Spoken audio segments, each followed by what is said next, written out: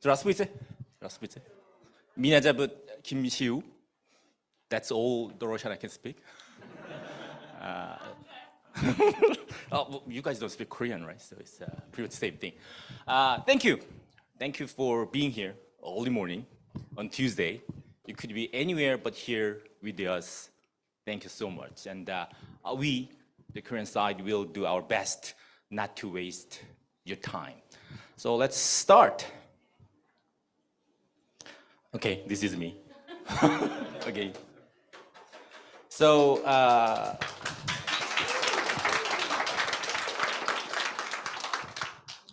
I'm from KOCA. If you want to know more about us, this brochure is just outside of this room.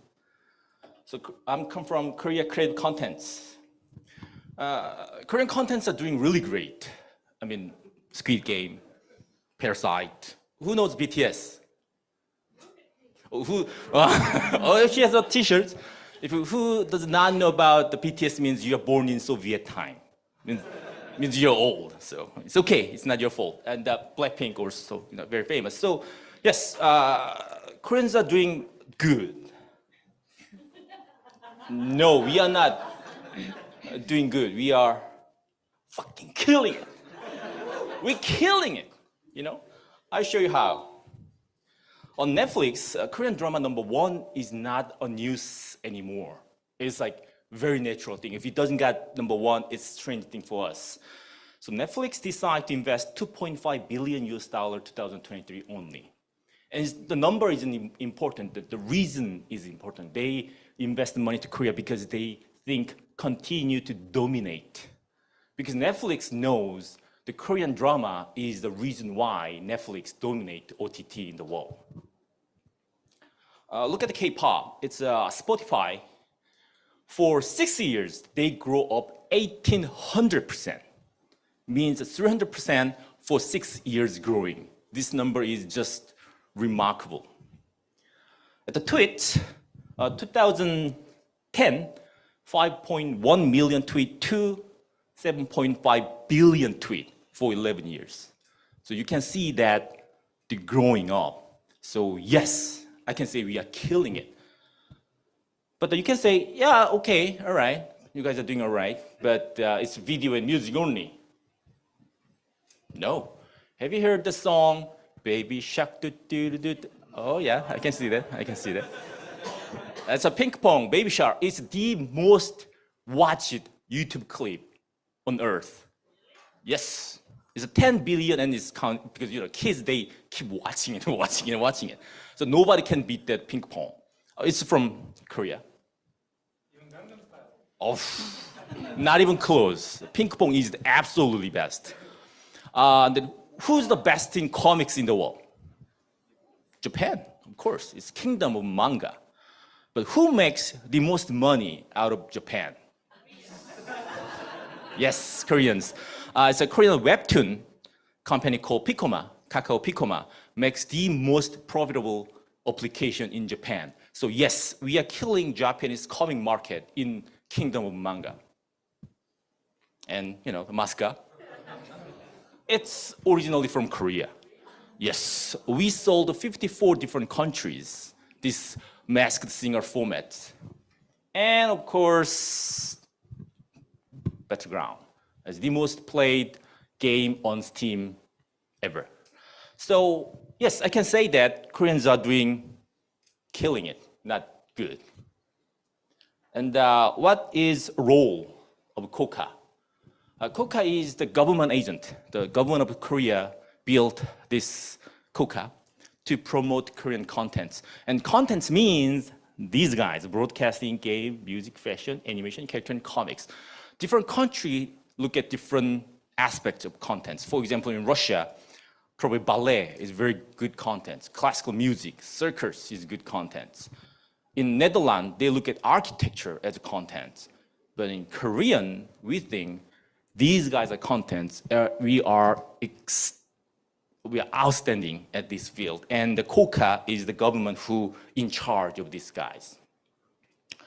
So what you do? Well, of course, we do the marketing and funding and everything. And because we do a lot of things. Let me focus on game industry only this time.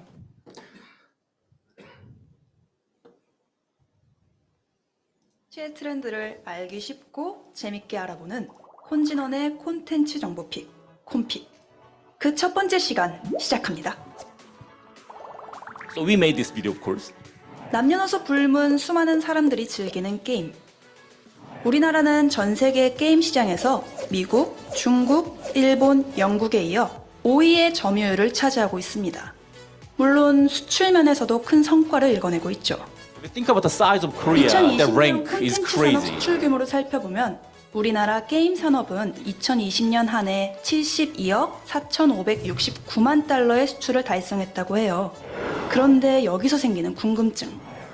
K 콘텐츠 확산에 큰 힘이 되고 있는 K 게임들 중 해외 유저들은 과연 어떤 게임을 즐겨하고 있을까요?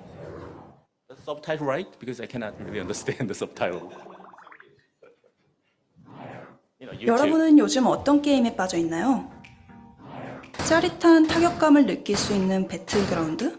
레트로 열풍을 타고 시원하게 달리는 카트라이더? 각양각색 쿠키들과 함께 아기자기한 왕국 생활을 즐기는 쿠키런 킹덤? 해외 유저들의 취향도 우리와 비슷한지 아니면 판이하게 다른지 궁금하지 않으세요? 한국콘텐츠진흥원에서 이 궁금증을 해결하기 위해 한국 게임을 이용한 총 16개국 8,000명을 대상으로 조사해봤습니다. So we made a research 8,000 people through the 16 countries. 게임 산업 최대 시장으로 손꼽히는 중화권, 중국, 대만, 홍콩에서 설문을 진행했는데요. 중화권에서 가장 선호하는 한국 게임은 PC 온라인 게임에선 크로스파이어였습니다. Crossfire. 특히 중국이 압도적으로 크로스파이어를 1위로 꼽았습니다. Chinese absolutely 이어서 love 던전 앤 Crossfire. 파이터, Dungeon and Fighter. 카트라이더를 좋아한다고 Catriders 응답했고요. are main 그런가 game in 하면 China. 대만과 홍콩은 Taiwan and 카트라이더를 Hong Kong. 가장 선호한다고 They like 대답했죠. Catrider the most. 모바일 게임에서는 중국, 대만, 홍콩 모두 카트라이더 러쉬 플러스를 1등으로 On 꼽았네요. mobile, Catrider Rush 다음은 Plus is the 일본과 best. 호주를 대상으로 조사한 아시아인데요. Japan and Australia. 두 나라는 어떤 게임을 좋아하는지 살펴봤더니 일본은 PC 온라인 게임, 모바일 게임 모두 배틀그라운드 M이라고 응답했어요. In Japan, Battleground 반면 and Battleground M. 호주는 PC 온라인 게임에선 검은 사막과 메이플 스토리, 모바일 Black Desert 게임에선 and Maple Story is 7개의 PC. 대제, 그랜드 크로스와 Grand 검은 Cross, 사막 모바일을 좋아한다고 Black Desert 응답했습니다. Mobile. 태국, 말레이시아, 인도네시아가 속한 동남아시아의 설문조사 결과를 Southeast 볼까요? Asia. 태국과 인도네시아는 게임 취향이 비슷한 것으로 나타났습니다. Thailand and Indonesia have very 선호하는 similar 게임에 taste. 대해 PC 온라인과 모바일 모두 배틀그라운드와 배틀그라운드 M을 꼽았거든요. 하지만 말레이시아는 PC 온라인 게임은 라그나로크와 던전 앤 파이터, 모바일 게임은 쿠키런과 워드 쿠키스를 꼽으며 맞아요. 쿠키런. 다양한 종류의 게임을 즐기고 있는 모습을 보여줬습니다. 북미에서 선호하는 한국 게임은 PC 온라인 게임과 모바일 게임 모두 배틀그라운드와 배틀그라운드 M이라고 합니다. 여기에 캐나다는 모바일 게임에서 워드 쿠키스의 선호도가 상대적으로 높게 나타났죠. 그나저나 전 세계적으로 배틀그라운드의 인기가 정말 뜨겁네요. 이번엔 서유럽으로 가볼까요? 영국, 독일, 프랑스, 이탈리아에게 답변을 받았는데요. 서유럽은 PC 온라인 게임에서 취향이 일치했습니다. 영국, 독일, 프랑스, 이탈리아 네 나라 모두 배틀그라운드를 가장 좋아한다고 응답했어요. In Western Europe, 하지만 Battleground 모바일 is absolutely number one. 게임에서는 독일과 프랑스는 마블 올스타 배틀, 영국과 이탈리아는 배틀그라운드 M을 꼽아 서로 다른 취향을 뽐냈죠. 마지막으로 스페인과 러시아가 속한 기타 유럽인데요. 모바일 게임 장르에선 스페인과 러시아 모두 마블 올스타 배틀을 1위로 꼽으며 비슷한 취향을 Marvel 보여줬고요. All-Star Battle is PC 온라인 Korean game. 게임에선 러시아는 라그나로크, 스페인은 리니지를 가장 좋아한다고 대답했습니다. 게임에 대한 열정을 알아보는 또 하나의 방법. 바로 게임에 돈을 얼마나 투자하느냐겠죠? 한국 게임 월 평균 구매 비용이 가장 높은 나라는 바로 호주입니다. Australia spend the 호주는 most money 한국 게임을 for Koreans. 플레이하기 위해 온라인 다운로드에 가장 많은 비용을 지출하고 있다고 응답했는데요. 그 다음으로는 아이템 구매에 많은 비용을 지출하고 있다고 합니다. 또 호주 다음으로 월 평균 구매 비용이 높은 나라는 중국, 미국 등의 나라가 있었는데요. 중국은 아이템 구매에서 가장 많은 비용을 지출했고, 미국은 온라인 다운로드에서 가장 많은 비용을 지출하고 있었습니다. K게임에 아낌없이 투자하는 해외 유저들의 열정을 엿볼 수 있는 부분이네요. 그런데 이런 다양한 나라의 유저들이 어떻게 한국 게임을 알고 즐기게 됐는지 그 경로도 궁금해지지 않으세요? 물론 기본적으로 온라인 광고를 통해 알게 됐다는 나라들도 많았습니다. 또 미국, 캐나다, 영국 등의 나라는 SNS를 통해 알게 됐다는 답변이 많았고요. 한 가지 더 흥미로운 점은 실시간 게임 전문 스트리밍 방송이나 녹화된 유튜브 게임 동영상을 보고 한국 게임을 알게 됐다는 나라도 많았다는 거예요. 그런데 이 해외 유저들은 한국 게임을 이용할 때 어떻게 느끼고 있을까요? 먼저 불편한 점으로 꼽은 것은 중화권, 아시아, 북미 등 여러 나라에서 게임을 접속하는 서버 속도가 느리다고 입을 모아 대답했어요. 이어서 높은 사양의 디바이스가 필요하다, 자국어 지원이 되지 않는다는 답변도 있었죠. 그럼에도 불구하고 많은 외국인들이 한국 게임을 즐기는 이유가 뭘지 짐작하시나요? 대부분의 나라들이 이렇게 대답했어요. 이용하기에 흥미롭고 재밌어서, 주변에 같이 즐길 수 있는 사람이 많아서, 친구 따라 강남 간다는 옛말이 딱 맞죠? 그런데 반대로 이용하지 않는 이유에 대해서 재밌는 답변이 나왔어요. 가장 큰 비율을 차지한 이유가 바로 주변에 같이 즐길 수 있는 사람이 없어서, 반대로 강남에 같이 가줄 친구가 없어서 즐길 수 없었던 거죠. 즐겨하는 이유와 즐기지 않는 이유가 한 끗 차이라는 게 참 흥미롭네요. 뭐야? 내가 하는 이 게임 얘기는 왜 없어? 다른 게임에 대한 내용은 더 없나? 내가 하고 있는 이 게임이 이 나라에선? Alright, so the point is, Coca does this research for industry. And that's one thing I really like to talk to the Russian game industry. There's no transparent data, and statistics and numbers are very, very hard to get it.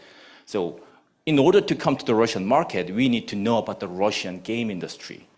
But we cannot get the data. That's a very, very weak point. You guys need to, really work on it. So, and let me introduce another things for you guys. Since COVID-19, the Coca developed one game marketplace called It's Game. So it's very simple, itsgame.kr. So if whoever interested in buying or selling game through the Korea, please come to the itsgame.kr and you can register your game and you can buy or sell through these platforms.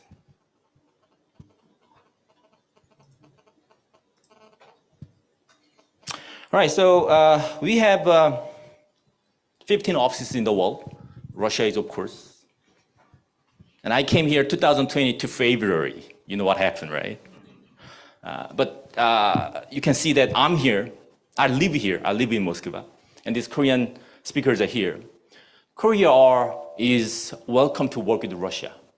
Of course, this time of era is very tough. It's not an easy situation. The point is that Korea is very welcome to work with Russia and Russian game industry. Please, please remind that part. And this is my last one. This is the reason why we are here.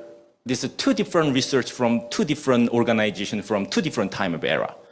Who liked Korea the most? 2019, Russia loves Korea more than anybody else in the world. I didn't make it, it's different organization. And 2020, I believe, 22, who has the most biggest K-pop fandom in the world? Russia ranked 5. So there's no reason why Korea is not investing to Russia. So, that is why I'm here. I live in Moscow. I will be here for many, many years. So please, please contact me, call me, write me, or grab me, whatever. If you want to work with Korea, please let me know. Thank you. Спасибо.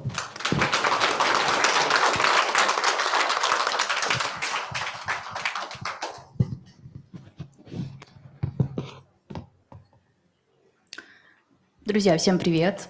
Меня зовут Элина, и я хочу сегодня рассказать вам о еще одной полезной платформе под названием Welcon. Расскажу поподробнее, какой функционал доступен на платформе и о тех возможностях, которые она открывает для вашего бизнеса. Начнем с того, что платформа создана корейским агентством креативного контента, более известным как Кока, и является собой глобальную торговую площадку, первоначальная цель которой обеспечить взаимодействие между авторами корейского контента и их поставщиками. Если говорить проще, Welcon — это некий marketplace, который охватывает все направления контента, включая кинематограф, анимацию, фэшн, ну и, конечно же, игры. Проект довольно молодой, но на сегодняшний день уже база Welcon насчитывает более 900 компаний по всему миру. Кроме того, сайт включает раздел «Новости», где освещаются актуальные события и тренды корейской индустрии контента. Давайте рассмотрим, какие основные опции доступны пользователям платформы. После регистрации мы можем изучить витрину с тайтлами по отдельности. Это удобно, если мы, например, точно знаем, какой жанр нас интересует. Либо же мы можем найти компанию, на которую давненько положили глаз, но как-то не получалось с ней связаться. Теперь это можно будет сделать через Welcon. Допустим, мы активно участвуем в различных выставках и вот готовимся к очередному мероприятию и хотим, допустим, назначить встречу с корейскими партнерами на площадке. Для этого мы просто переходим на Welcon, ищем то самое мероприятие и смотрим список участников.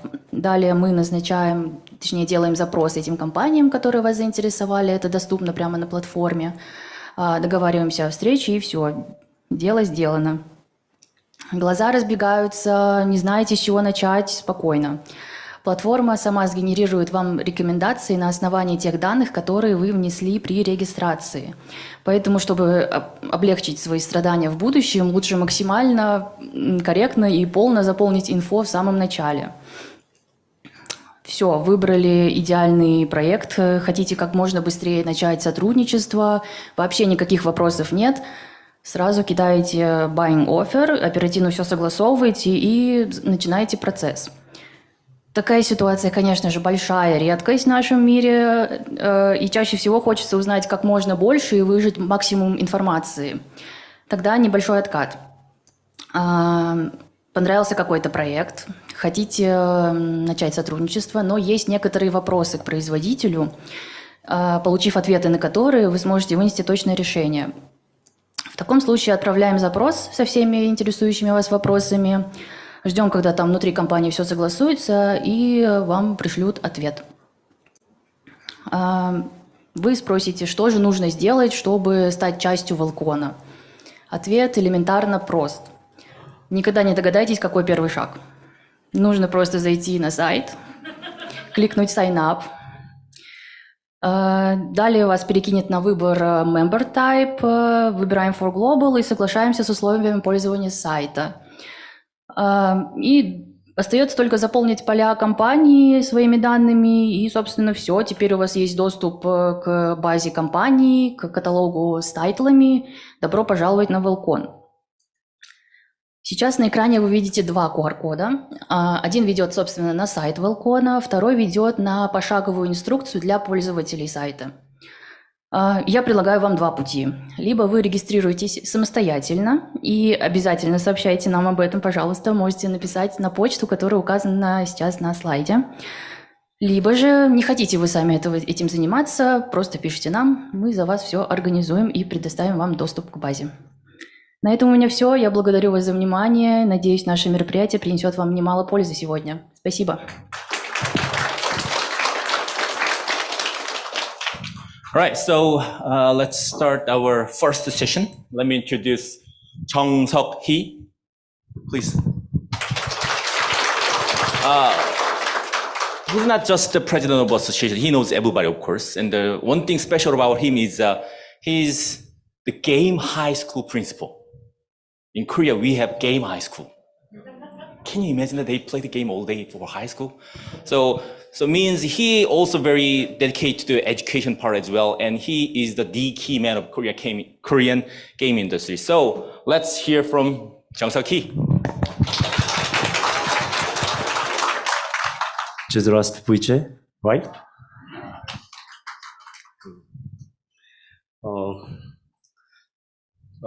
저는 가장 완벽한 한국말을 사용하고 있습니다. Я прекрасно говорю на корейском языке. 여기 오신 그 한국 사람들은 다 시골 출신이시라 사투리가 많아요. 그래서 Все гости из Кореи, помимо меня, они очень плохо говорят по-корейски, потому что они все деревенщины. 그래서 서울에서 할아버지, 아버지, 우리 아이들까지 살았기 때문에 가장 완벽한 표준말로 한국말로 여러분들께 강의해드리겠습니다. Я коренной житель Сеула, несколько поколений, начиная с моего дедушки, отца, я и включая моего сына, мы все родились и живем в Сеуле. 오늘 제가 이야기할 주제는 한국의 정부가 한국 게임 산업을 위해서 얼마나 많은 지원과 노력들을 하고 있는지에 대해서 이야기를 할 것입니다. Сегодня я расскажу вам о том, как правительство Южной Кореи оказывает поддержку индустрии игр. 그리고 그런 내용들을 참고해서 러시아 정부에서 러시아 게임 산업을 위해서 어떤 형태의 지원을 해야 하는지에 대해서 좋은 샘플이 되었으면 좋겠습니다. И я бы хотел, чтобы вся информация, которая будет сегодня озвучена, стала хорошим примером того, как нужно оказывать поддержку индустрии своей страны. 사람들이 저를 이제 초창기 1세대 게임 개발자라고 부르고 있고요.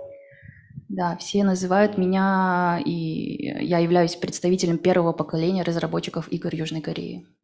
그리고 주로 하는 일은 한국 게임 개발자 협회 협회장으로서 그리고 게임 마스터 하이스쿨의 교장으로서 그러니까 게임 산업의 정책들을 자문하고 그리고 우수한 인재들을 키워내는 일을 하고 있습니다. Да, и как уже было сказано ранее, я являюсь президентом Ассоциации разработчиков игр в Корее. Также я являюсь директором старшей школы Kyunggi Game Master и всячески пытаюсь оказать влияние на развитие индустрии игр в Южной Корее. 한국 게임 개발자 협회가 하는 일은 아마 비슷할 것 같아요, 러시아하고. 한국의 게임 개발자들의 그리고 기업의 이익들을 대변하고 지원하는 비영리 단체입니다. Ассоциация является некоммерческой организацией, которая занимается развитием индустрии. 우리가 하는 일들 중에 대표적인 것은 어떤 내용들을 우리가 옹호와 지지하고 그리고 대변하는 일들을 하겠죠.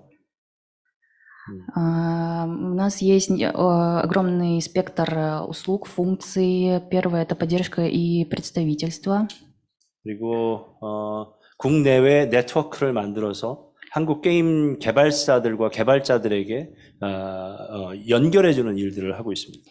Также мы обеспечиваем глобальный нетворкинг, то есть мы способствуем развитию партнерства с иностранными компаниями. 그리고 게임을 개발하고 싶어하는 청소년들에게 교육을 시킨다든가 아니면 기존에 있는 게임 개발자들이 조금 더 훌륭한 역량들을 확보하기 위해서 고급 심화된 교육들을 지원하고 있어요. Также мы разрабатываем специальные программы для разработчиков-новичков, а также разработчиков с опытом для повышения их компетенции. 그리고 한국 게임 산업이 짧은 기간 내에 굉장히 성장을 많이 했던 이유 중에 하나는 아까 김시우 님이 말씀하신 것처럼 좋은 데이터를 우리가 만들어내고 찾아내고 확인하는 작업들이 있었어요. Одна из главных причин, почему так стремительно развивается индустрия игр в Южной Корее, как уже также упоминал Ким Сю ранее, И я с этим абсолютно согласен. Это анализ, поиск информации, постоянные разработки. 그 이유는 게임 기업들이 번 돈을 세금을 걷기 위해서였겠죠. И наверняка компании это делают ради того, чтобы вовремя платить налоги. 그래서 정확한 데이터가 한국에서는 필요했던 거고 그 데이터를 기반으로 정책들을 지원하고 있기 때문에 한 20년간 굉장히 빠른 속도로 성장을 했던 거죠. Да, и благодаря всем этим исследованиям, анализам и неперебойной поддержке, в том числе и бюджета, можно наблюдать очень резкий скачок в индустрии игр Южной Кореи. 그리고 스타트업에 대한 게임 스타트업 기업들에 대한 지원들을 굉장히 많이 하고 있어요. Мы активно также поддерживаем стартапы, выделяем очень большие средства на развитие. 그리고 이렇게 해외의 국제적인 어떤 네트워크들을 가지고 협력할 수 있는 모델들을 만들고 싶어 합니다. Да, и также, как говорил ранее, развиваем международные связи, обеспечиваем глобальный нетворкинг. 그리고 제가 하는 두 번째 일 이제 그 고등학교의 교장으로서 하는 일인데요. 교장이 좀 젊죠? Сейчас расскажу о моей второй профессии. Как я уже говорил ранее, я являюсь директором старшей школы Kyunggi Game Master. Довольно молодо выгляжу для директора школы, не правда?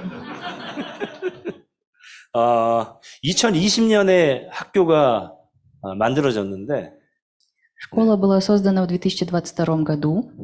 우리는 매년 70명 정도의 학생들을 졸업시켜요. И ежегодно мы обучаем около 70 программистов, гейм-дизайнеров, гейм-художников, различных специалистов в области индустрии игр. 그리고 이미 3년간 그 국내에 있는 한 메이저 그 가장 권위 있는 대회에서 한 30개 정도의 트로피를 저희가 획득했죠. За 3 года с момента открытия студенты завоевали более 30 наград на известных отечественных конкурсах по разработке игр. 그래서 매우 안타깝게도 대학교 학생들의 수준을 넘어버렸어요. Да, и это у нас старшая школа, и мы можем сейчас наблюдать, как уровень, навыки их намного превосходят, чем, допустим, навыки у студентов вузов. 아마 그 발표하는 연사분들이 그 한국 게임의 현황에 대해서 많이 얘기할 거니까 좀 간단하게 넘어갈게요.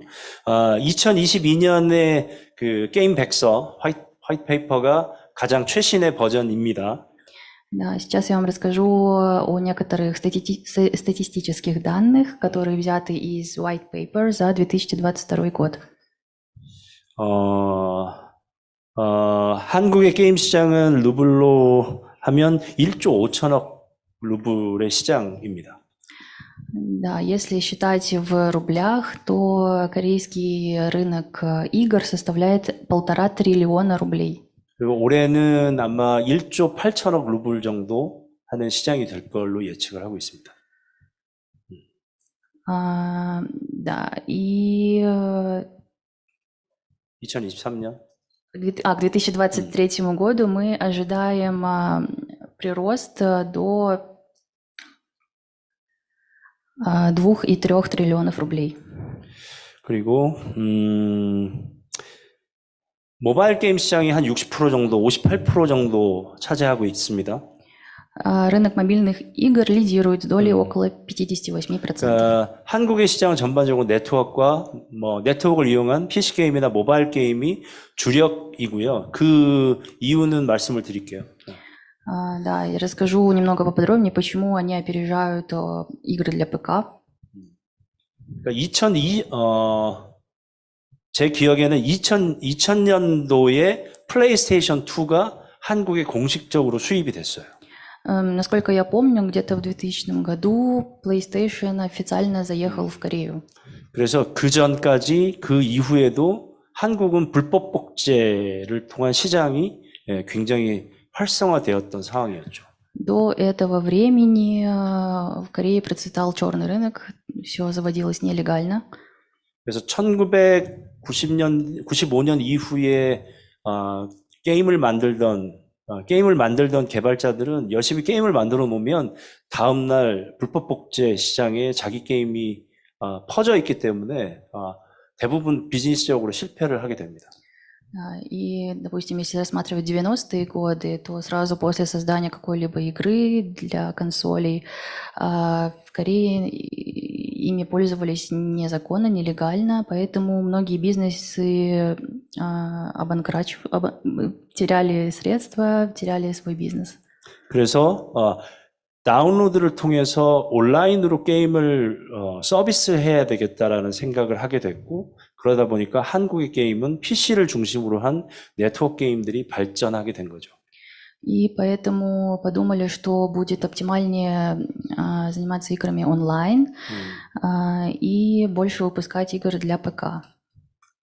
아까 말씀드린 대로 한국의 게임 시장의 2023년도는 한 1조 8,700억 루블로 예상되고 있습니다. Да, еще раз напомню, что к 2023 году мы ожидаем, что оборот рынка игр составит 1,8 триллионов рублей.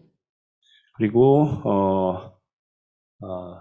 수입하는 것보다 수출을 훨씬 더 많이 하는 시장이죠. И доля экспорта игр в разы превосходит долю импорта. 그래서 한국이 5번째의 시장 규모를 갖고 있고요. Да, и Корея занимает 5-е место по площади рынка, по объему рынка. 여기에서 10위 안에 있는 10위권의 나라들을 보면 한국보다 인구가 작은 나라가 대만하고 캐나다 두 나라 정도인 것 같아요. Да, здесь представлено 10 стран, но, как вы видите, в мировом рейтинге Канада и Тайвань являются странами с меньшим населением, чем Корея. 그래서 한국 게임 시장이 인구수를 대비했을 때는 한 명이 결제를 하거나 한 명당의 시장 규모는 가장 큰 시장이라고 할 수 있습니다. И с точки зрения размера рынка по отношению к населению, Корея занимает, наверное, 1-е место в мире. 한국은 정부 차원에서 전폭적인 지원들을 많이 하고 있어요. 그래서 문화체육관광부와 김시우 님이 속한 한국컨텐츠진흥원이 주간 부서로 게임 산업을 지원하고 있어요. Да, Корея – это страна, активно поддерживающая игровую индустрию на национальном уровне, и такие организации, как Министерство культуры, спорта и туризма, а также КОКа оказывают активную поддержку в развитии индустрии. 그래서 한국 정부의 2023년도에 게임 산업에 대한 지원 금액은 47억 루블 정도 됩니다. И бюджет правительства Кореи на поддержку игровой индустрии на 2023 год составил 4,7 миллиардов рублей.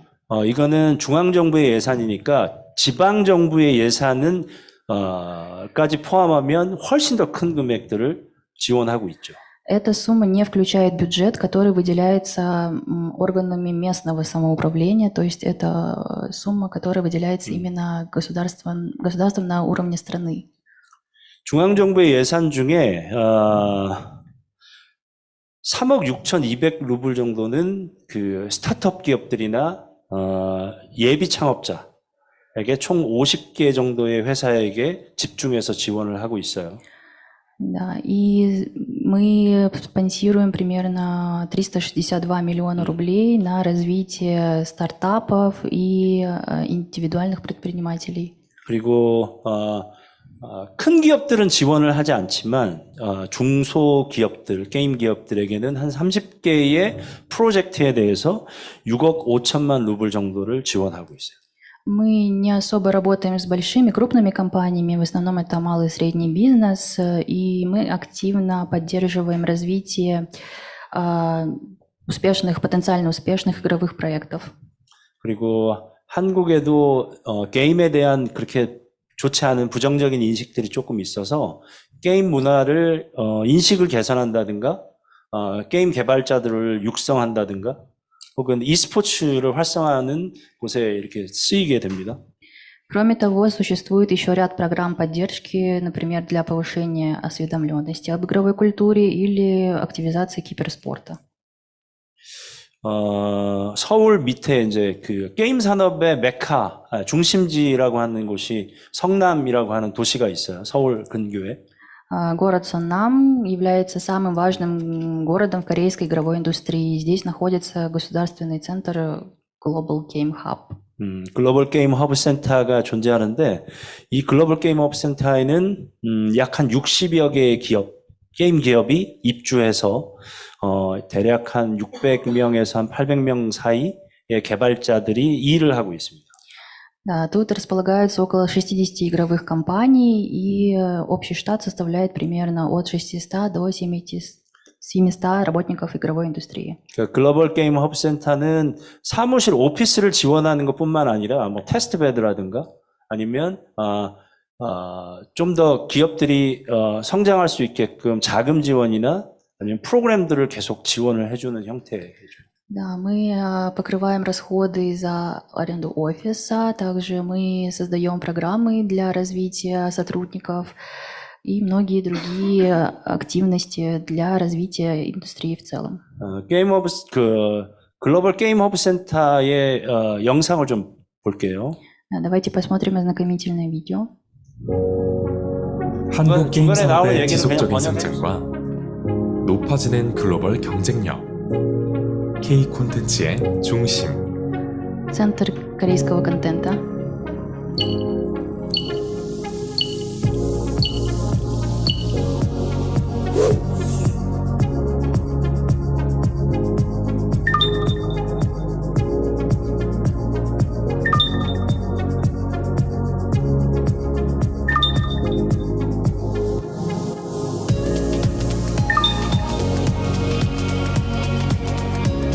중소게임 기업의 창업과 중견기업으로의 도약을 체계적으로 지원하며 함께 성장해온 글로벌 게임 허브 센터.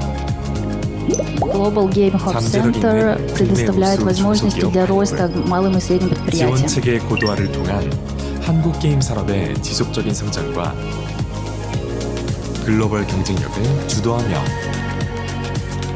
Мы можем наблюдать огромный рост индустрии игр в Южной Корее. 선도하는 곳. 콘텐츠와 사람의 가치를 잇는 역할에 대한 고민을 멈추지 않는 곳. Мы не останавливаемся в развитии и постоянно 세계 경제를 провоцируем рост. 이끌어갈 창의적 인재들이 모여 있는 곳. 한국 게임 산업, K 콘텐츠. 그 중심에 한국 콘텐츠진흥원 글로벌 게임 허브 센터가 있습니다.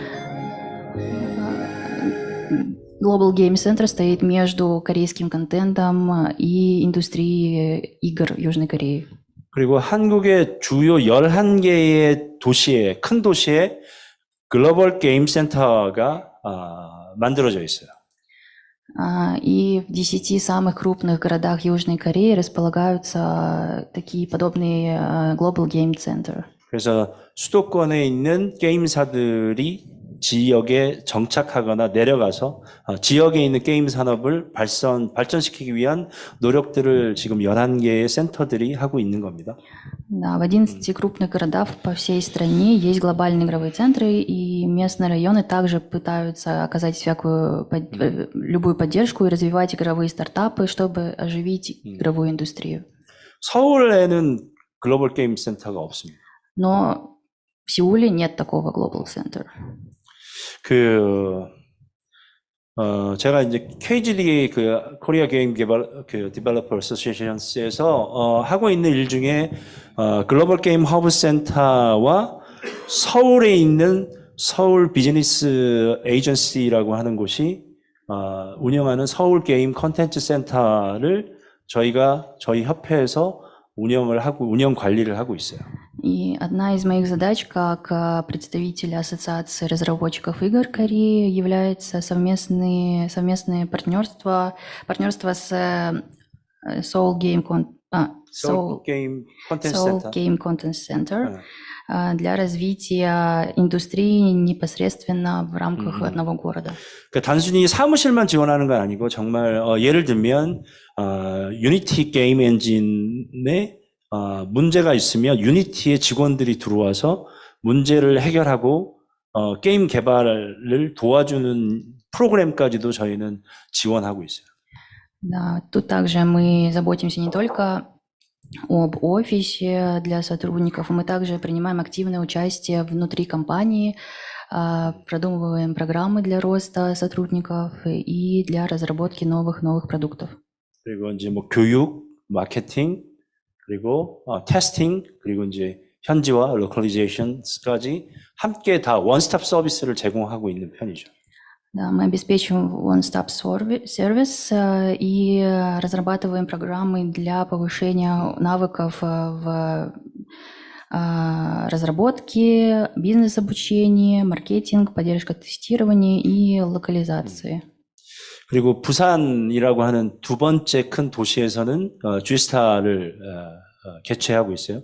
뭐 세계 다섯 번째 안에 드는 게임 쇼인데 요 영상도 그 함께 한번 보시겠습니다.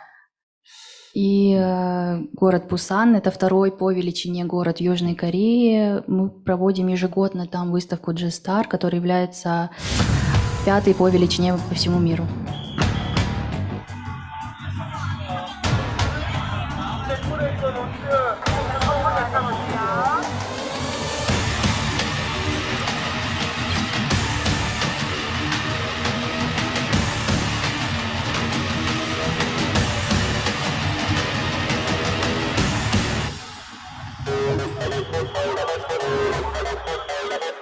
그럼 제스타 2022 개막식을 빛내 주시기 위해 작곡되겠습니다. 내용을 소개해드리겠습니다.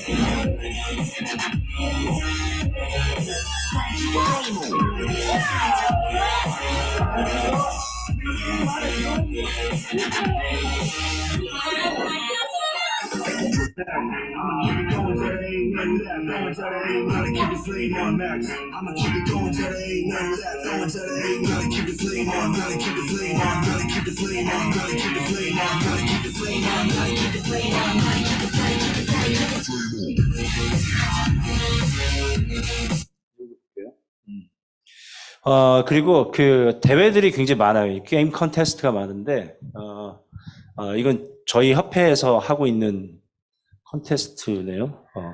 이게 저군요, 맨 끝에. На слайде сейчас представлена фотография с Game Development Contest, который организовывает ассоциация.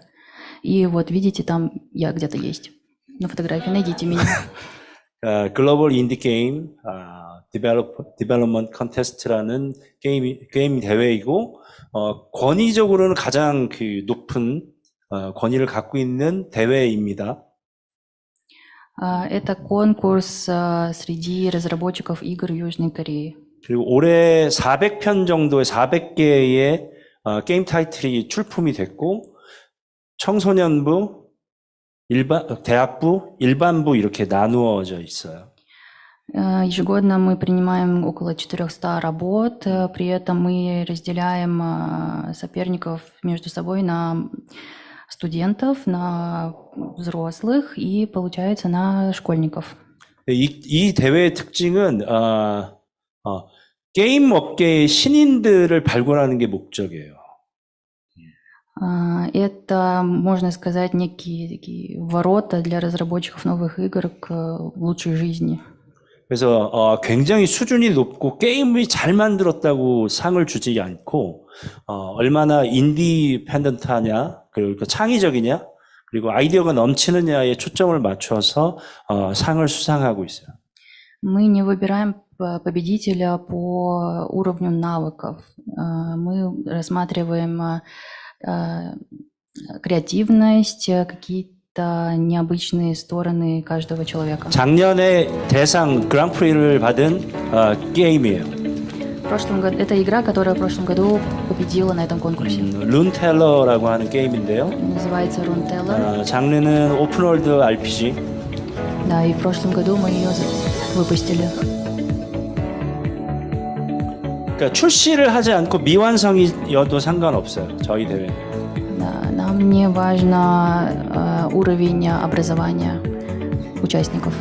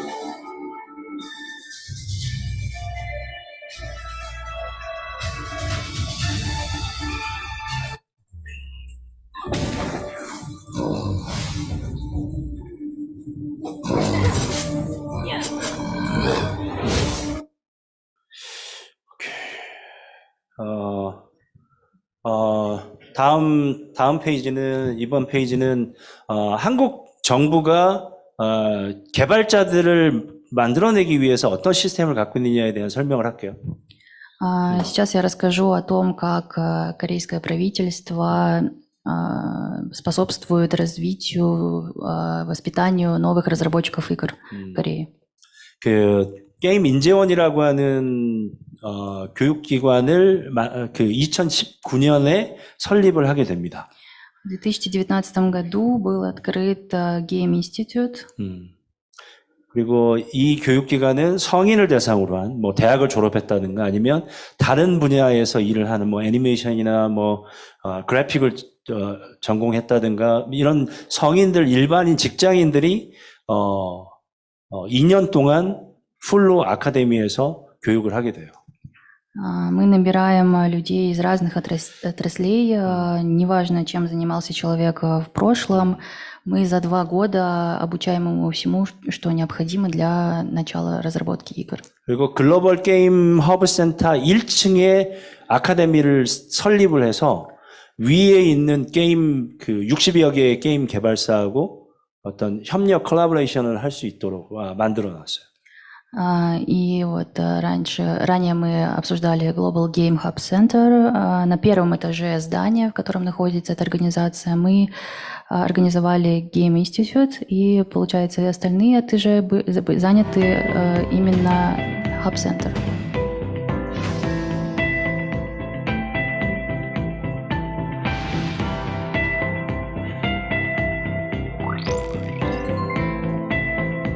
교육비는 전액 무료. Образование абсолютно бесплатно.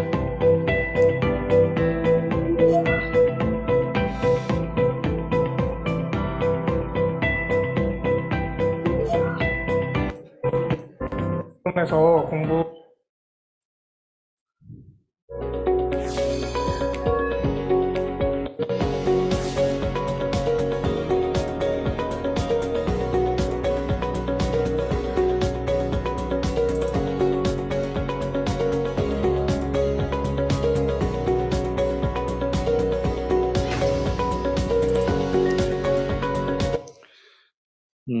그 다음은 2020년에 이제 제가 교장으로 있는 게임 마이스터 하이스쿨에서의 모습인데요. 여기는 실제로 제가 확인하고 알아보면 미국이나 일본 뭐 어느 나라에도 이렇게 3년간 고등학생을 대상으로 아침 8시 반부터 저녁 8시 반까지 굉장히 하드하게 트레이닝을 시키는 거죠. И тут представлены фотографии той самой старшей школы Кёнги Геймейстер, директором которой я стал в 2020 году. И могу сказать по своим личным ощущениям, что если сравнивать США или Японию, то тут уровень подготовки намного серьезней. Студенты каждый день с 8 утра до 8 вечера находятся в аудиториях и что-то практикуют. 그리고 미국에 있는 유명한 공대보다 뭐 조자택이나 뭐 이런 곳보다 시설이나 교육 환경이 훨씬 더 좋아요. И сама программа обучения намного сильнее, чем в популярных, допустим, образовательных учреждениях США. 그리고 이 친구들은 대학을 진학하는 것을 위해서 학교를 들어온 게 아니라 모두 학교를 졸업하면 바로 대학 진학 없이 그 산업계 회사로 다 취업을 하게 돼요. И студенты, школьники тут не пришли сюда с целью просто закончить обучение, получить диплом. Они нацелены на дальнейшее свое развитие, на трудоустройство в лучшие компании страны. 그래서 이 학생들이 만들어낸 게임들이 대학생들보다 훨씬 뛰어나고 최근에는 일반 어떤 게임 대회에서 이제 일반부들과 경쟁해서 우리가 본선에 진출한다든가 상을 받는다든가 하는 실적들을 좀 만들어내고 있죠. И уровень навыков наших учеников намного выше, чем в подобных учреждениях, допустим, уровня университета. 이게 이제 혼자서 혹은 뭐 두 명이서 1학년, 2학년 때 만든 프로젝트. Да, это сделали наши старшеклассники первого и второго курса.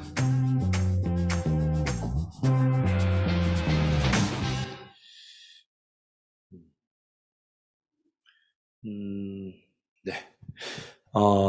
마무리를 할게요. 한국의 게임 시장에 저희가 이제 러시아에 온 목적은 러시아에 있는 좋은 게임들을 한국에 소개하고 한국에 있는 게임들을 러시아에 진출시키는 것을 위해서 왔습니다. Я хочу сказать, почему мы, собственно, приехали на это мероприятие. Я хочу, чтобы вы презентовали нам свои российские игры, и мы рассказали подробнее о играх корейского производства.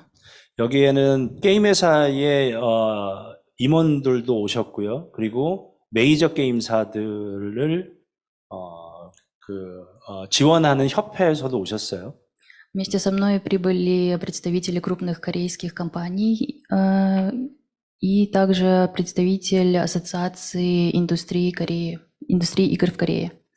저는 한국에 있는 중소형 게임 개발사의 네트워크들을 많이 알고 있어요. 그래서 여러분들은 한국에 있는 게임 회사 중에 몇몇 게임 회사들만 알고 있겠지만 잘 모르는 게임이지만 러시아에 혹은 진출시켜서 여러분들이 비즈니스적으로 성공할 수 있도록 지원하려고 합니다. 그래서 Я предполагаю, что российские компании знакомы только с самыми популярными, самыми крупными играми в Корее, но я хочу сказать, что есть очень много тайтлов производства малого и среднего бизнеса, которые достойны выйти на международный рынок.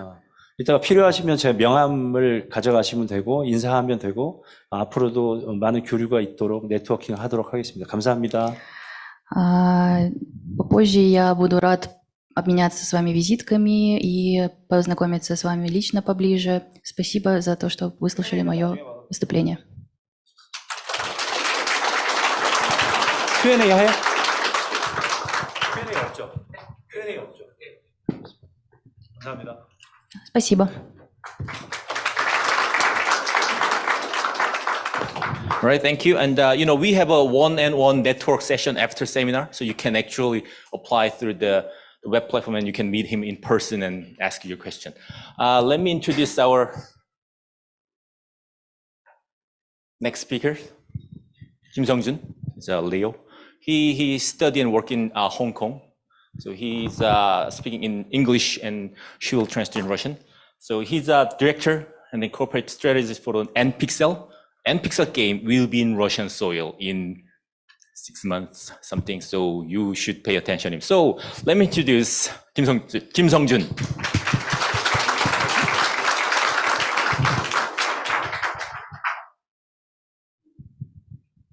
So, hi everyone. Привет всем, So, my name is Leo. меня зовут Лео. I'm spearheading corporate strategy. So basically, I'm spearheading, except for the game development. I'm basically spearheading every function at our company. Я делаю все, кроме гейм-девелопмента конкретно. Всем занимаюсь в нашей компании. Okay, sure. So just in order to facilitate the communication, I'll try to present our company deck in English, Чтобы презентовать нашу компанию на английском, and hopefully my friend here translate all the stuff to Russian. я буду переводить на русский язык для тех, кто знает, допустим, другие языки. So before we go into our company introduction, I would like to show you our company's second title, Chrono Odyssey's gameplay trailer. Сперва я покажу вам трейлер нашего второго тайтла «Chrono Odyssey».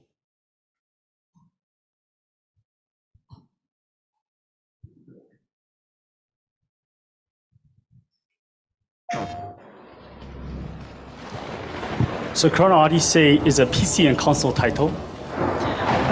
Это игра для компьютеров и консолей.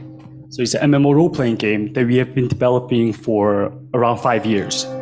Мы создавали эту игру на протяжении 5 лет. Это ММО-игра. So it is currently being developed by 100 number of employees at our company, and they are like the brilliant experts in the gaming scene. Более 100 экспертов игровой индустрии занимаются разработкой этой игры. So we are building this title upon Unreal Engine 5, Мы используем Engine 5 для разработки, and then we are going to present this title in the whole global market. и мы собираемся выпускать эту игру на глобальный маркет. And then trying to make sure that this title to become the next World of Warcraft and then next Final Fantasy XIV. Мы сделаем так, чтобы эта игра была такая же известная, как World of Warcraft и Final Fantasy.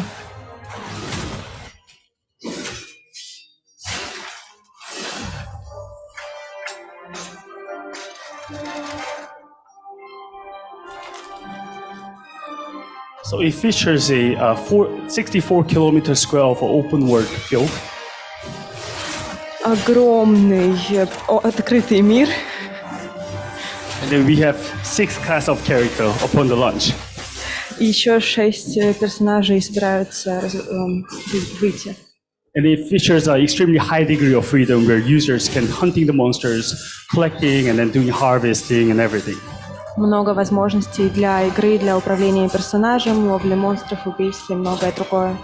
So obviously, as an MMO role-playing game, we don't really just merely supporting, PvE elements where there are PvE, PvP, and then guild versus guild contents. Будут также PvP, PvE и другие возможности предоставлены для MMORPG. We're trying to fulfill the needs and then cater to the demand for the, users in West and East. Мы стараемся удостовериться, чтобы требования и необходимое для пользователей за рубежом в Европе и на Западе всем понравилось. And this game trailer, we've released this trailer like 2 months ago. Этот трейлер вышел 2 месяца назад. And then, to my view, the trailer, the viewership has already surpassed over 20 million viewership on YouTube. Больше 20 миллионов просмотров уже есть у этого трейлера. And among them, 3 million came from PlayStation global accounts. И 3 миллиона из этих просмотров пришли от консолей. So I personally believe that this implies a tremendous demand of this, gaming users expecting for the next MMO role-playing game in the global market. Я верю, что это показывает необходимость развивать подобные игры и выходить на глобальный рынок с нашей игрой.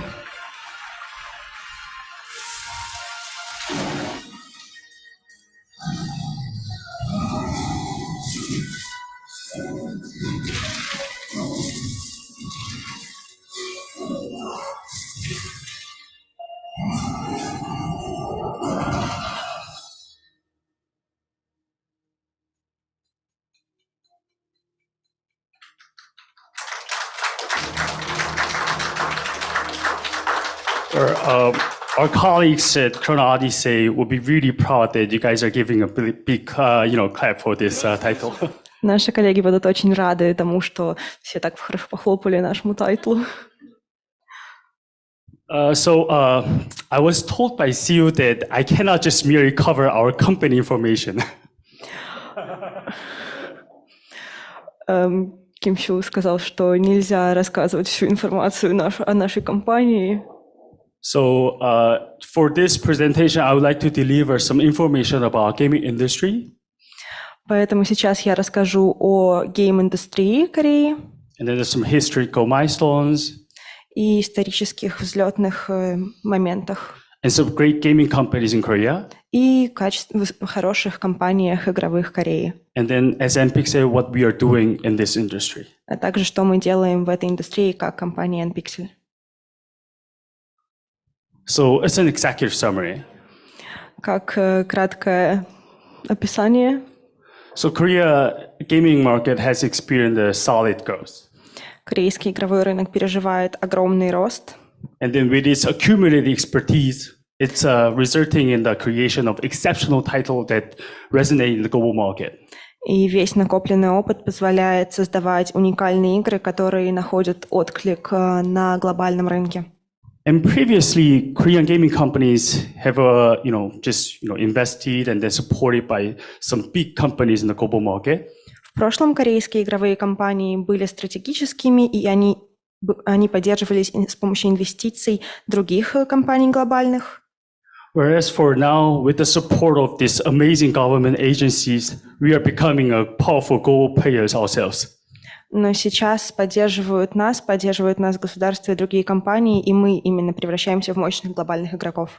And then the company I work for, NPixel, we achieved the status of the fastest growing unicorn gaming company in the Korean gaming history.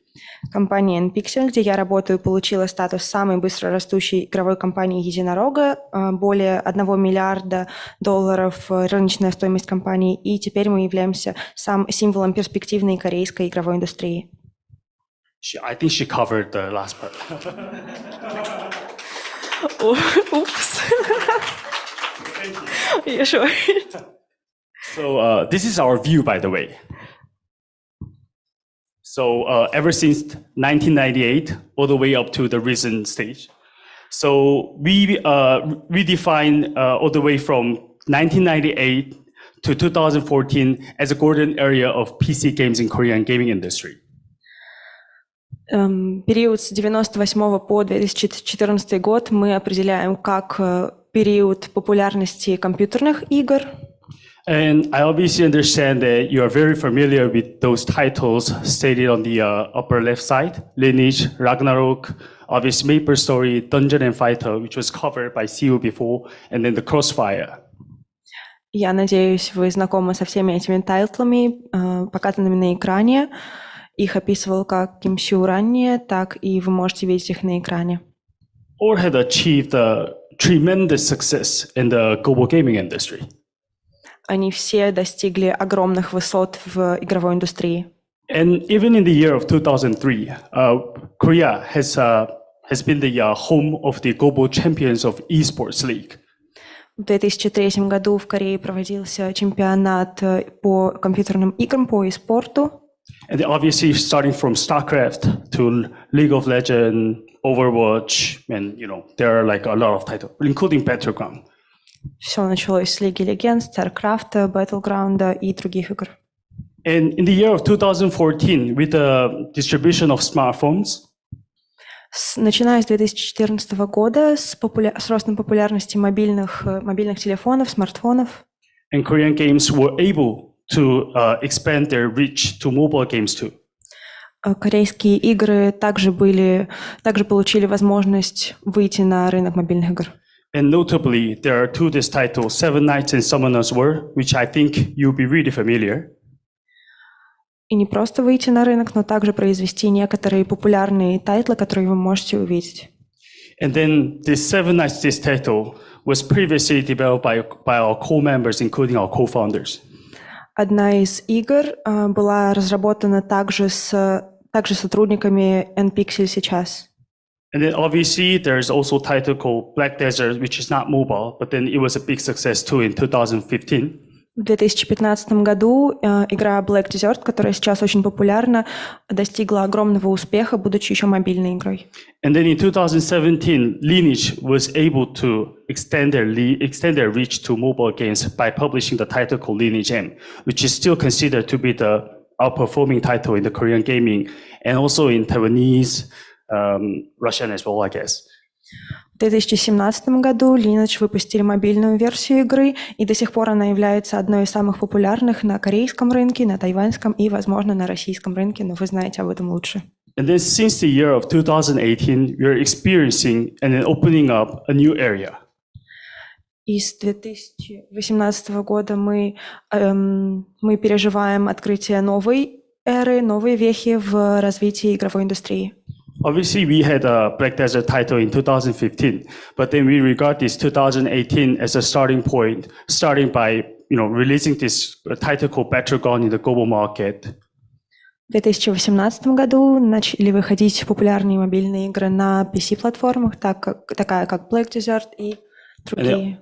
Yeah, and then obviously there are Lost Ark, Nikke, and recently Dave the Dive, and then Lies of P, the most anticipated upcoming PC and console role-playing game. Такие как Lost Ark, Dave the Diver, Nikke и другие популярные игры, которые собираются выходить, которые только ожидают выхода на рынок. And then hopefully our title Chrono Odyssey will continue in 2024 or 2025.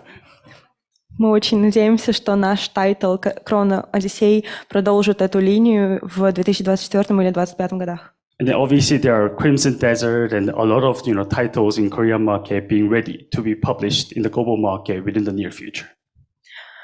И скоро выйдут на рынок такие популярные игры, как Crimson Desert. Crimson Desert. The next title of a Purpose. Следующая игра в планах. So we have a big respect to these all players. Большое уважение всем этим играм и всем компаниям и игрокам. So when we look at the market landscape, so Korean game companies are ascending to global prominence.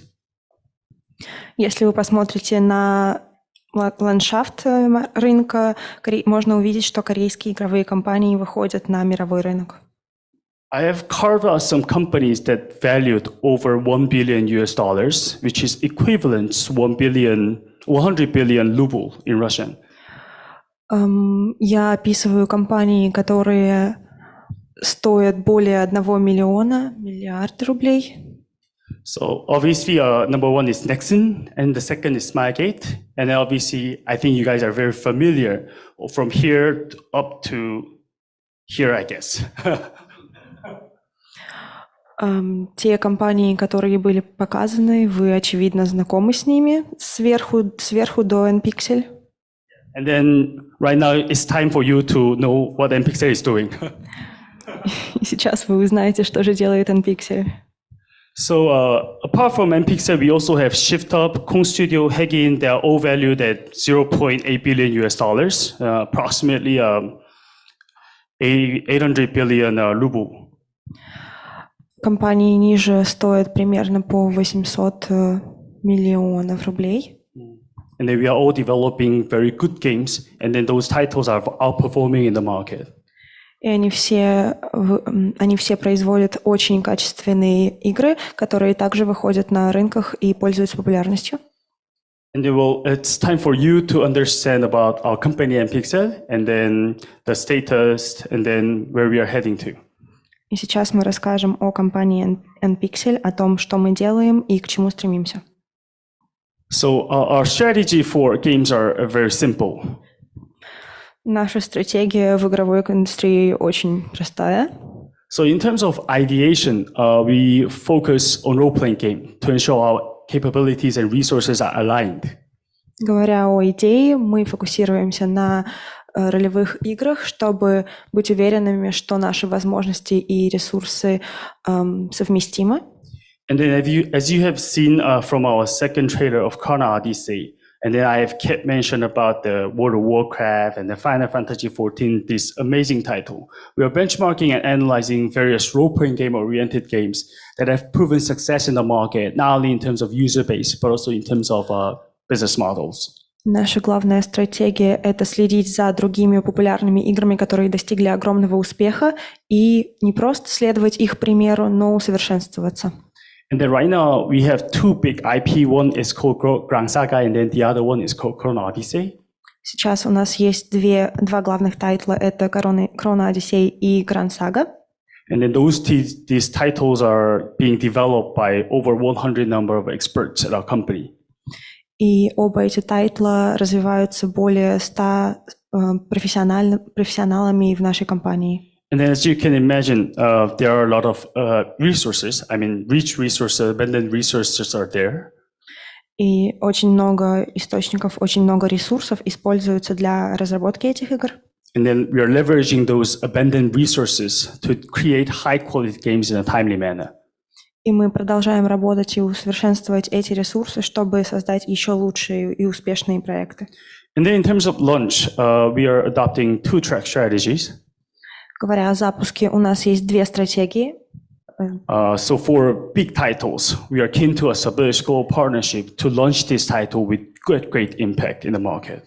Первая стратегия для создания больших игр, крупномасштабных, мы создаем глобальные партнерства. And then for those light hybrid games, we are doing fast launches, iteration, and aiming for high profit margins. И для легких гибридных игр, для быстрого запуска мы занимаемся самостоятельным изданием. So when you see the left-hand side, these are our two big IPs. Вы можете видеть нашу интеллектуальную собственность, наши главные проекты.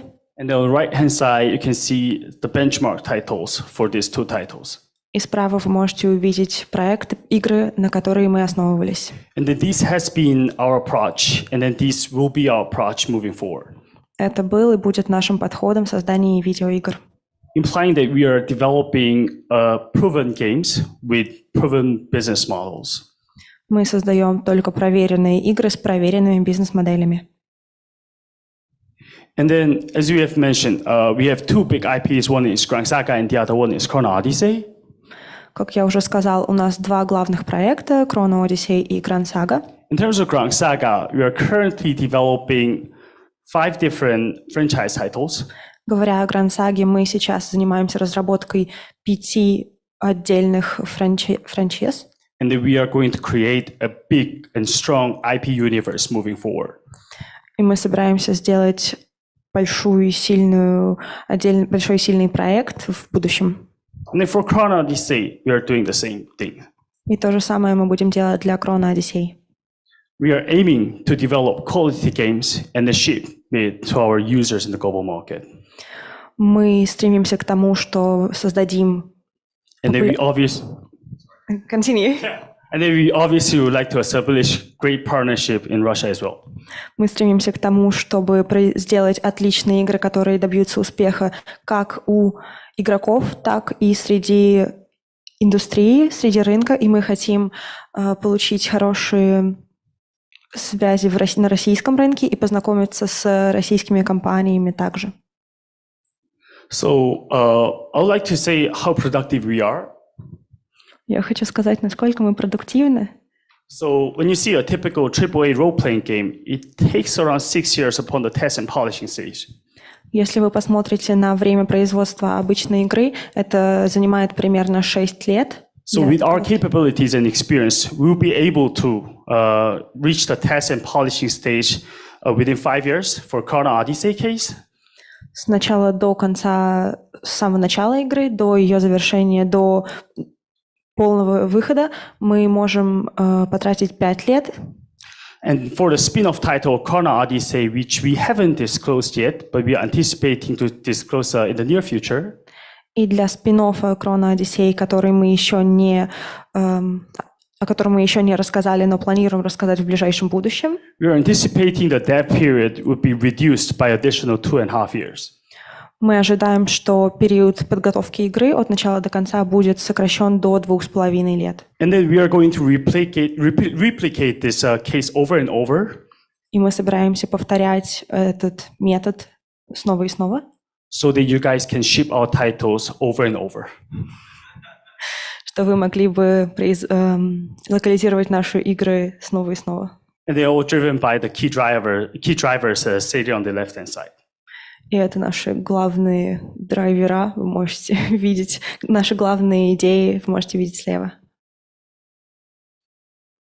So in terms of partnership, we are keen to establish a global partnership with those brilliant publishers in the world.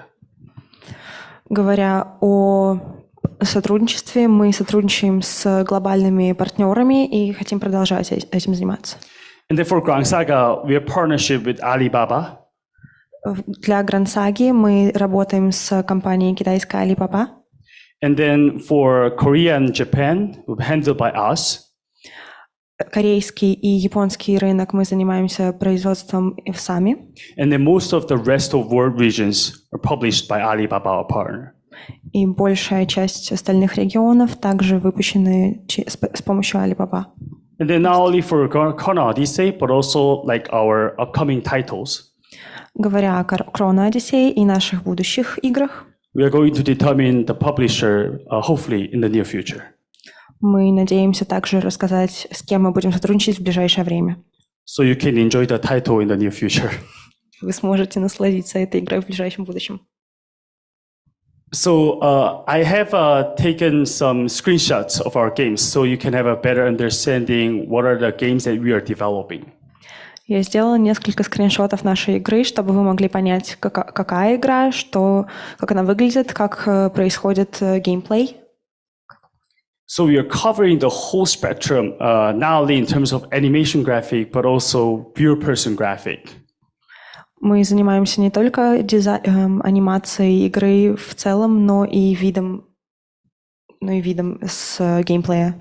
So, I mean, the gameplay itself, it doesn't really match with Genshin.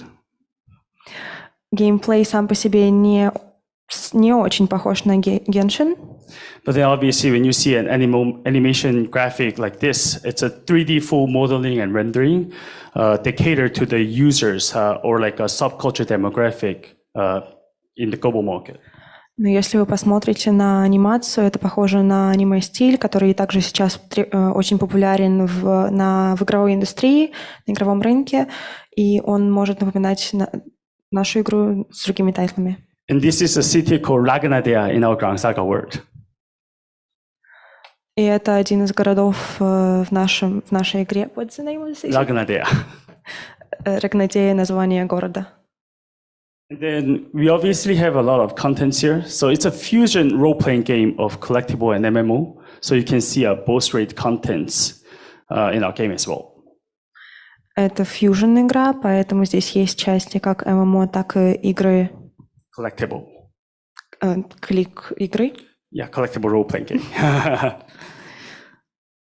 So we not only have P versus E, whereas we have guild versus guild PvP content. У нас есть и PvP контент, и PvE контент. And then we also have a beautiful open world.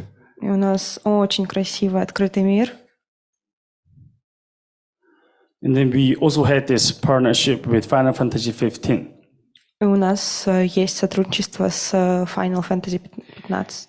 In order to not only promote IP value of ourselves, Не только чтобы показать нашу роль как интеллектуальной собственности, but also providing thrilling experience to our users. мы также предоставляем опыт для наших игроков в 3D-игре. And the second title, Chrono Odyssey, I'll just go through real quick. Я быстро покажу вам наши игры, наши картинки из Chrono Odyssey.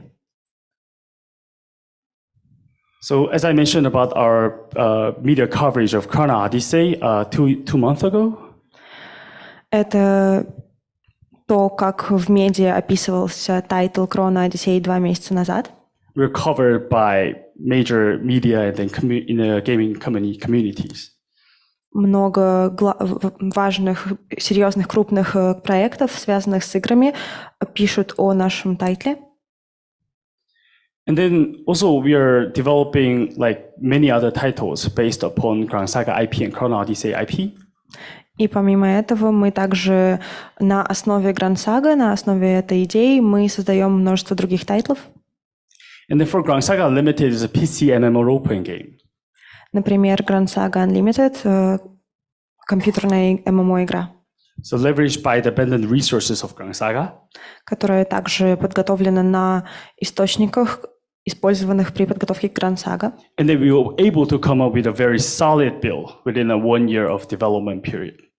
И всего за 1 год мы смогли создать большую игру, большой движок для работы этой игры. So we've conducted this community test 2-3 months ago. 2-3 месяца назад мы проводили тестирование. With our 500 number of users, you'll be able to see a lot of users playing and then enjoying the title. И 500 игроков уже смогли попробовать эту игру и насладиться ей. And then we're also doing a lot of experimental approaches in this gaming industry. И мы также экспериментируем в игровой индустрии. So obviously, when we see our video consumption pattern polarizing between long and short, Мы также... Can you please repeat it? long and short, long form and short form. Если вы видите видео длинной и короткой формы, игры длинной и короткой формы, So we have been observing a similar trend in the gaming industry as well. мы делаем то же самое. Мы производим как большие, так и небольшие тайтлы. And that's why we're doing this in order to learn and earn. И мы делаем это для того, чтобы как учиться, так и зарабатывать. So this title has already launched in the market. Эта игра уже есть на рынке. So I guess even 1 month ago, you can still download this title in Russian market.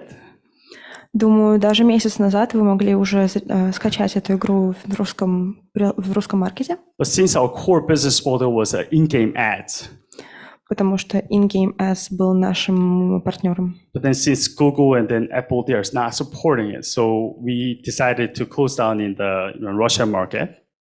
Но Google Market и Apple не поддерживали это, поэтому нам нужно было закрыть его. But then we were still able to reach 35K DAU. Но мы все равно смогли достичь 35 тысяч скачиваний. And they're still on soft launching stage. И оно все еще в процессе запуска. So we are benchmarking the success of Vampire Survivor and Survivor.io in the gaming industry. Мы повторяем успех таких игр, как Vampire Survivors, Выжившие вампиры, и вторую игру. Survivor.io. So obviously, when we benchmark this title, we have a huge respect to the existing title. Мы выражаем огромное уважение к уже существующим тайтлам, But at the same time, we are infusing some unique elements in our game too.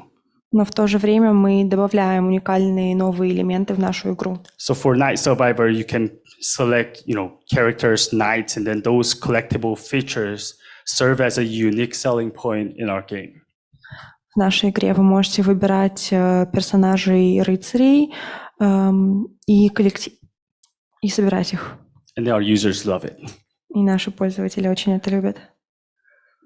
So, and more is coming. So we are not only developing these 4 titles, whereas we are currently extending the title in order to ship an amazing title in the global market.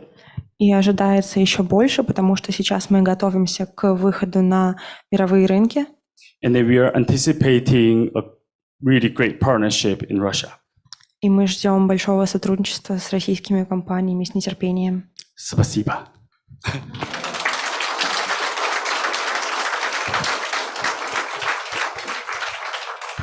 All right, thank you.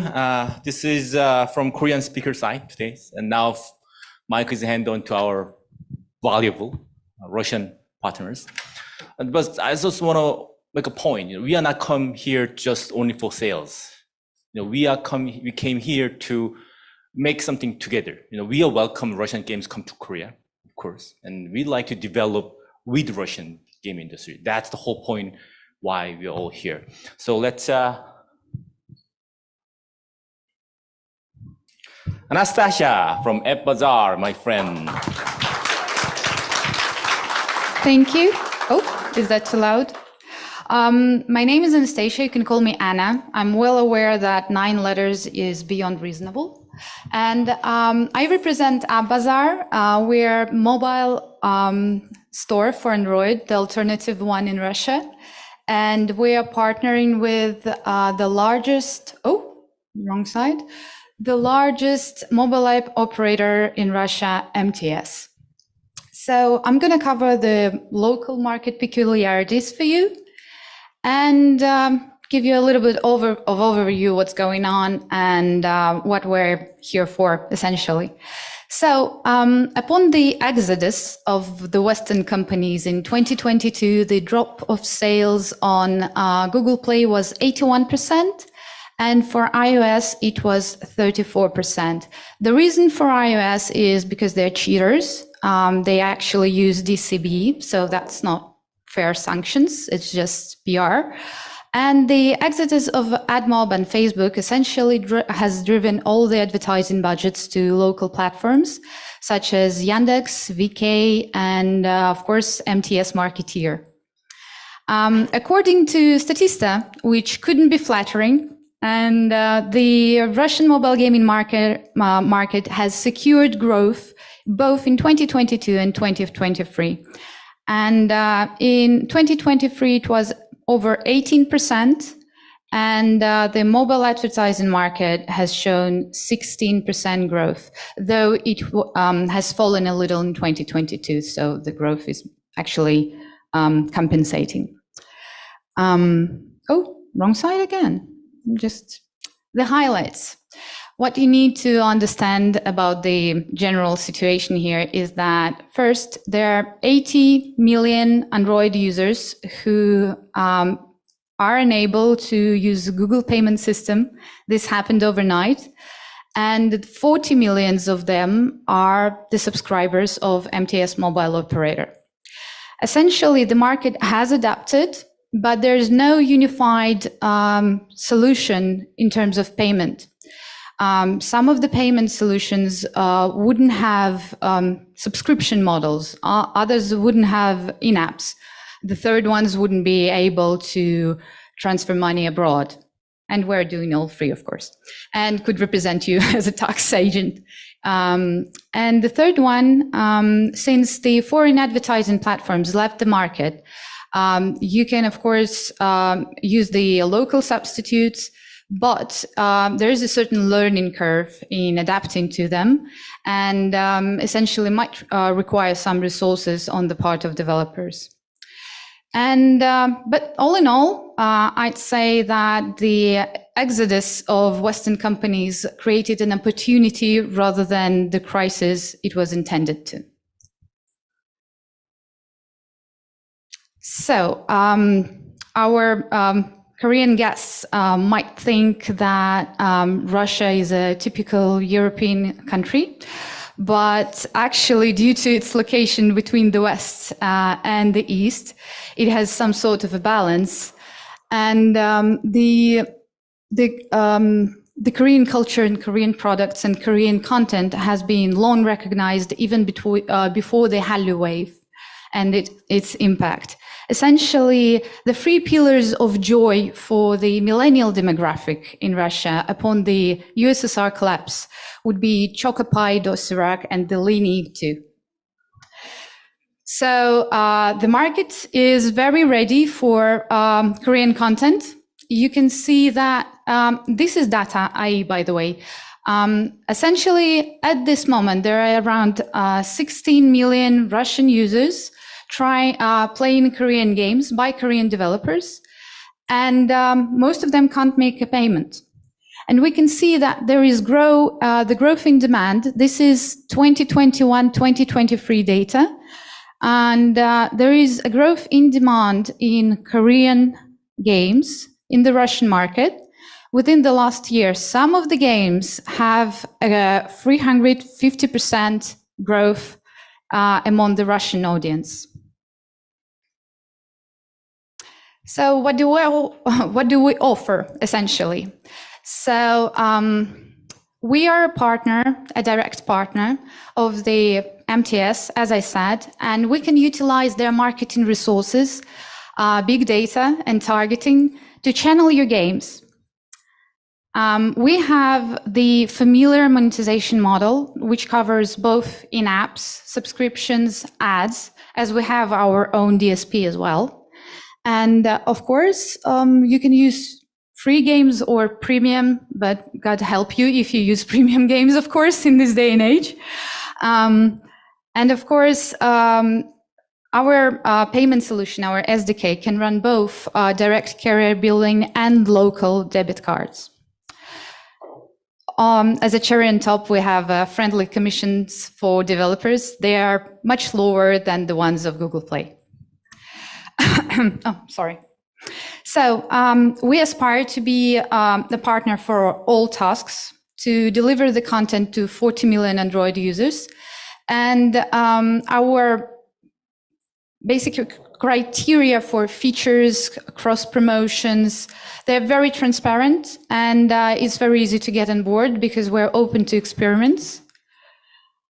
If you're lacking expertise or resources in going to a new market, we're happy to help you and channel some of those for you. Or we are happy to introduce you to local players such as Innova here, by the way. We're considering covering some of the things together with them to merge our resources. And basically, we've created this legal, which is, fresh, risk-free and efficient way to distribute games in Russian market. We're doing everything we can to be both resourceful and adaptable partner for our foreign partners. And because, adaptability is something very, very important at this moment. So speaking of channels where we can promote your games, first, we can use customer value management marketing channels. So essentially, we can create a personalized offer to users and send them push notifications, emails, and be sure they're targeted perfectly because, we know their passport number. And the way and their address, so it better be. Of course, there's cross promotion. Essentially, MTS has 20 plus mobile applications. The MAU ranges from 200K to 30 million, and we could utilize their main pages, their news feed, or stories formats to promote the games, and of course, those are going to be targeted as well. And of course, subscriptions and tariffs, something absolutely unique to mobile operator. Yeah, can you see that? Yeah. Something absolutely unique to mobile operator. Essentially, you can double up your revenues essentially by joining a subscription or joining a tariff. It would help you both secure the additional revenue channel and the feature format, because tariffs and subscriptions, they have their budgets, and that would be on top of the one that we're providing you. Of course, our DSP, MTS Marketeer, we have over 1,200 targeting criteria per ID. So that's a lot. And retail outlets. So essentially, mobile operator MTS has shops where people come for services. And we're quite bold, I would say, because we're running some sorts of experiments where we essentially, our salespeople are pitching games in store and installing them directly to user devices. So we're open to experiments, and if you have any ideas, you're welcome to share with us. Essentially, joining our platform is fairly easy. All you need to do is contact us, fill in the form. We give you access to the developer console. And of course, the billing SDK. That's fairly straightforward. The one thing we are quite proud of is that we have a very personal approach. So you'd have your account manager, you'd be guided by the engineer, and essentially we're online 24/7. I might need some follow-up to do right after I finish the speech. I have some messages that I need to answer. Yeah, that's about it. And of course, it's very important that we exchange with you. You exchange your targeting criteria for the target audience. We run some tests. We understand how much of an audience there are among subscribers, how to target them. So all those experiments we are doing collaboratively to ensure the maximum performance.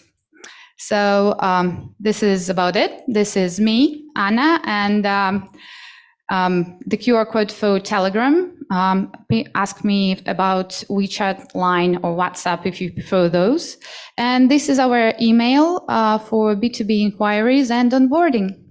This is about it. If you have any questions, you're welcome to ask.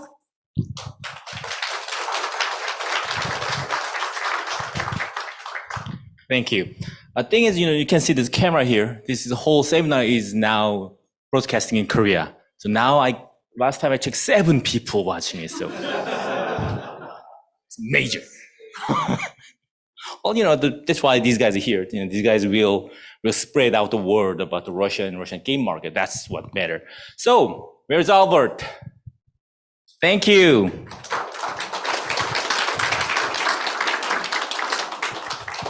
Hello. Yes, my name is Albert. I am studio director for 1C Game Studios. I'm not a businessman, so I don't plan to tell you about billions of billions. I'm just a little bit engineer, a little bit artist, and mostly I'm developer, so I'm developing games. And today I'm just to use the opportunity to display our studios for you. Maybe we can find something interesting, and maybe you can find something interesting, because what's amazing about games, we can speak different languages, live in different countries, read even different books, but if we're speaking about games, we usually speak the same language. I know this. So the best way, of course, to learn something about 1C Game Studios, just the website 1cgs.net, and we have everything you want to know about us. So really useful tool. And as you can see, 1C Game Studios was founded in 2012. The great team of 20 persons. And me personal and the 5 guys from these 20 starting our journey in game industry a little bit earlier, like in 98 or maybe at the beginning of 2000s. And we are players. We play a lot. Oh my God. We play a lot. We fall in love with IL-2 Sturmovik, created by 1C at the end of 19th. And we play like every single second we have in our life. We play. We won everything we can win in China, Russia, Europe, United States, everywhere. If somebody trying to create something competitive about IL-2, we was there and we won this. What's happened next for us? This is why I think I'm the most luckiest man in the world, and my team also, because in 2012, first game we published in 2008.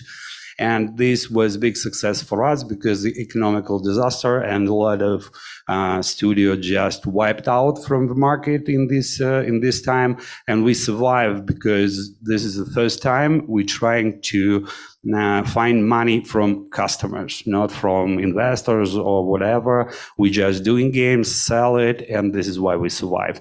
And in 2012, all our biggest dream fulfilled, because 1C asking us to be a partner and asking us to do the next generation for IL-2, from the player to producer and developer of the game of my life. So this is the great journey for us. And let's speak about IL-2. We do not do like hundreds of games, just a couple of them. This is why mostly I plan to say about the game. So IL-2 Storm, what is this? This is a very specific thing because we can call this game, but we are amazed how much we can achieve using all of this calculation, all of this mathematical power to recreate something, not just to create a fun entertainment or something like this. Of course, in Russia, we are a little bit engineers, everybody. So this is why we're thinking that we can do something different, yes? And this is why we do in simming, yes? What is IL-2 Storm? If we ask in IGN and PC Gamer, they love us. They say it's like this game is one of the 25 PC games of all time, and PC Gamer says the game of all time in top 100, top store, thank you. 100 games, so yes, good achievement. And the last one was in 2018. The Steam says we are the best VR game, and I believe we still best VR game because you need to understand how VR work to create really good VR experience. So this is not just the head with display. This you need to understand how it's working. And what is IL-2 basically? This is a physical sandbox. Of course, this is our own unique technologies because you cannot achieve this if you cannot provide technology for this. Because we're working with maps, I can call this maps, like 400,000 square kilometers, because this is the distances you need if you're doing something about the combat aviation or something like this. And the atmosphere about 10 kilometers up, and this is not just a cube, this is the live physical sandbox, as I say, so different wind direction, air density, and all other elements you need, and of course a content. We do it from a blueprints, a pixel by pixel from the past, the great warbirds of World War II. And we're doing, and this franchise like IL-2 is, we're working more than 20 years, and we're doing new games because the history is very rich, and the combat history very rich. So in our dream, I hope someday we do everything about aviation history. I don't know when and how, but I believe. And we are doing not only the flight sim, like only about the aviation, also the ground vehicles, as you can see, with the same passion, with the same direction, like recreating, provide you experience to answer the question, what if I was in this tank during this battle? So this is our main approach how to doing our games. And of course, about a beautiful part of the flight simming, it's always beautiful because we can work with lights, with shades, with everything, with clouds, and this is everybody who flying once in his life understand how beautiful world can be from the skies. And we believe that we can use these technologies maybe not only for military simming, because for us, as you understand, no any difference working with suspension of tank or car or sports car or whatever you want, if you need precise physics and maybe unique physics, because I know that we can do this, and Microsoft also can do this, and also Eagle Dynamics, the third company, can do this, and this is everybody in the world who can work with these technologies, because as I say, in the early 2000s in Russia, it's not a big deal to find a qualified engineers, because we have very good education in mathematics, physics, and all other things. So at the beginning, the games for Russian market was mostly strategy games, mil sims, and all things. So now we learn how to have fun, and we try hard, So shortly, yes, this is a gender equality benchmark. We believe that we can do more because for now we're starting work on the third generation of IL2 and we can implement everything, more calculation power, more power from the video cards and some new technologies because we have our own engine for IL2. This is why we can do whatever we want. We don't need to wait this implementation from Unreal, Unity or other engine. We still have 91 on Metacritic even after 10 years. This is good because in modern world, people like to change their mind after they say, like developers provide us free content, you say no, and they say, okay. Now you have like 2 on Metacritics, but if you do something unique, you still be beloved by audience. Also, we now work with users from 185 countries from different parts of the world with different languages, because also unique game, a unique experience, so no any competitors here. And unique development team creating from scratch, one by one.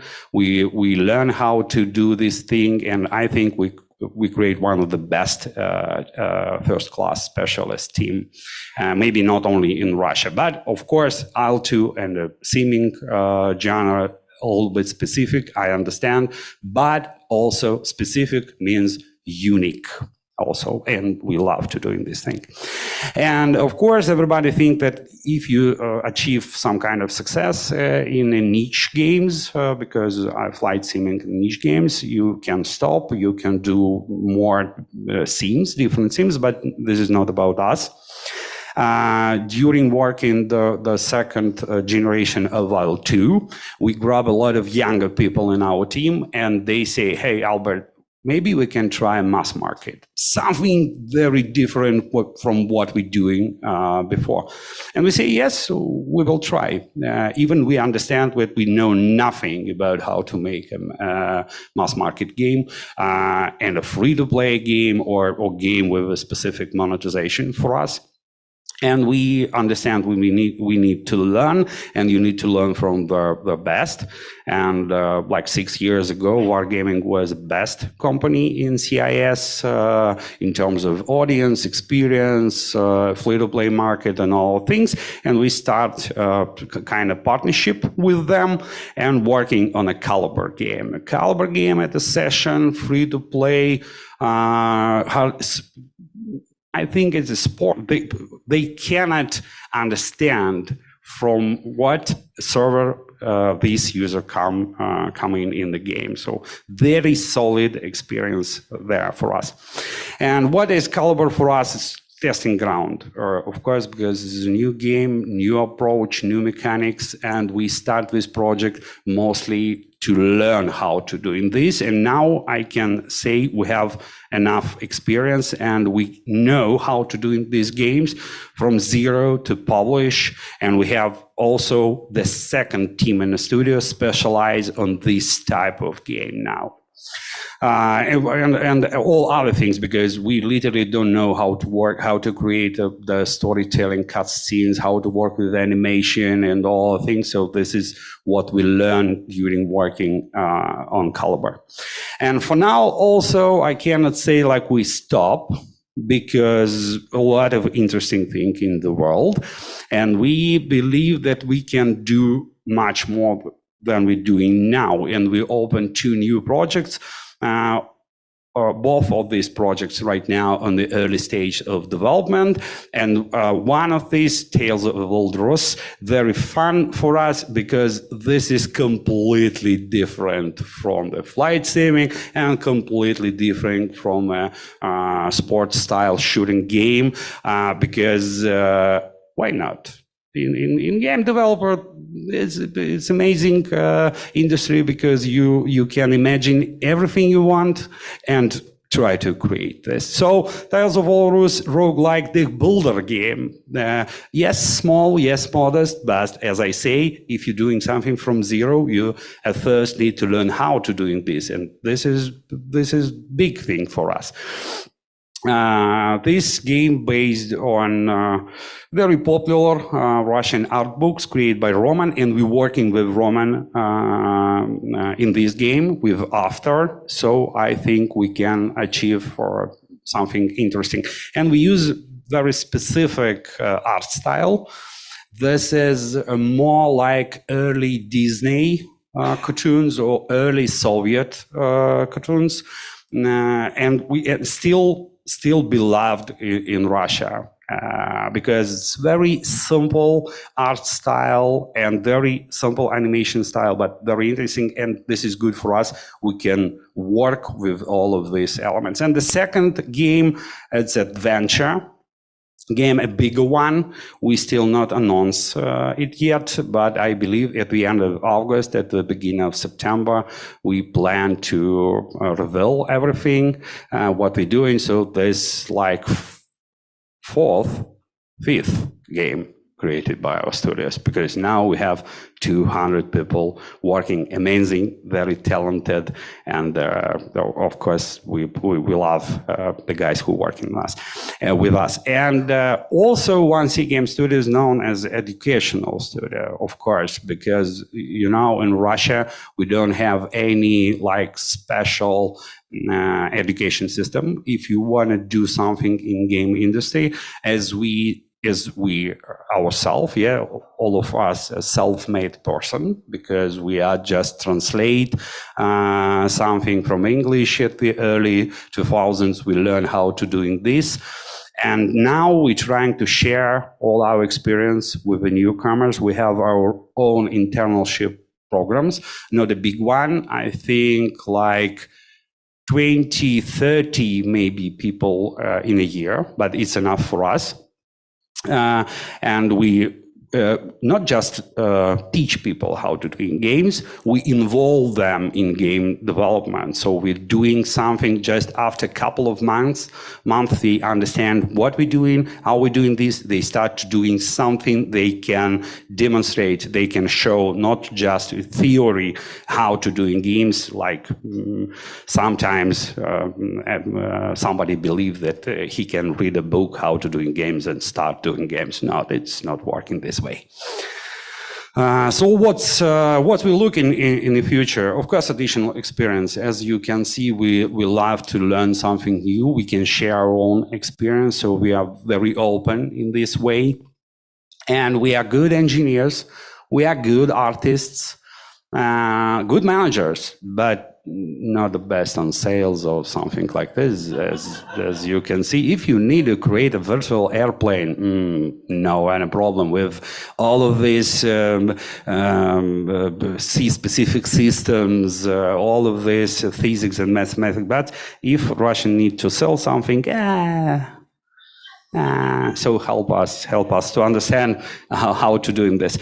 Mobile games, we understand the power of mobile market. It's huge, it's growing, but we know nothing about this. We are PC developers, and maybe about a console because it's very close to PC, but nothing about mobile. And we want to learn, so we try to find somebody who can work with us, because for us it's not a good idea to do something you do not feel how to do, do not have passion with this. We have a lot of good content which can be transformed into mobile games, maybe games mechanics, but we need partner who can collaborate with us, with our passion, with how we want to do games, not just a port from one platform to another platform. This is not good. And maybe console ports. We every year we say like next year we're doing something for console, but the world around us change rapidly.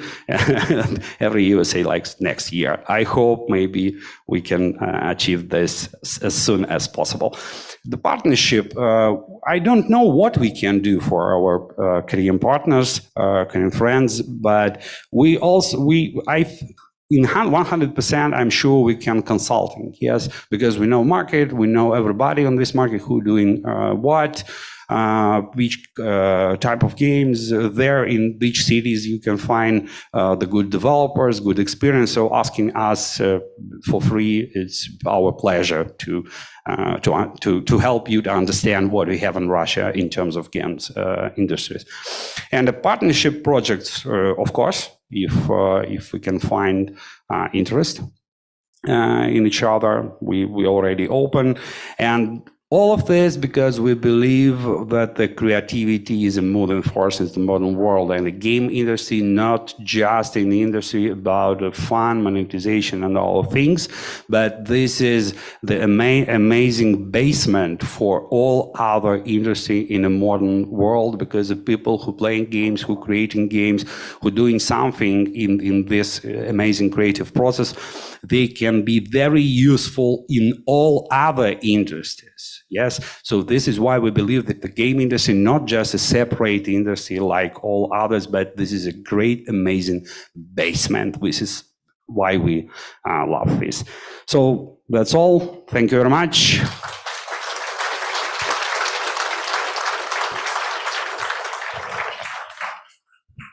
You know, one thing good that Koreans do great is selling. So we can be very good partnership. You know, we can sell Chocopie to Samsung Galaxy to, you know, we sell K2 Panda, the tank to Poland, right? So we're doing really great. So, all right. So last and best, my best friend from two people from Innova. She's waiting a lot. Ella.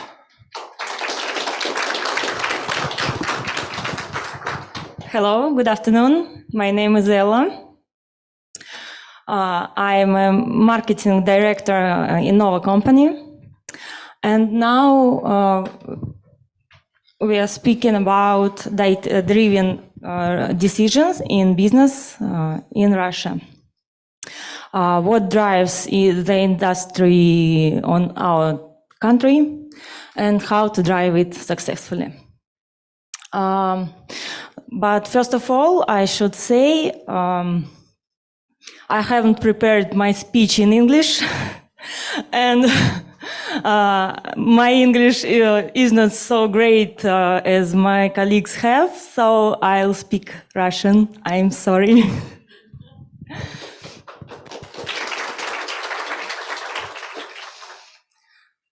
Итак, мы сейчас поговорим про решения, основанных на данных в бизнесе. Now we will be talking about the solutions we came up with by our business information and our business database. Я считаю, эта тема важная в наше нестабильное время. I believe this topic is very important in these times.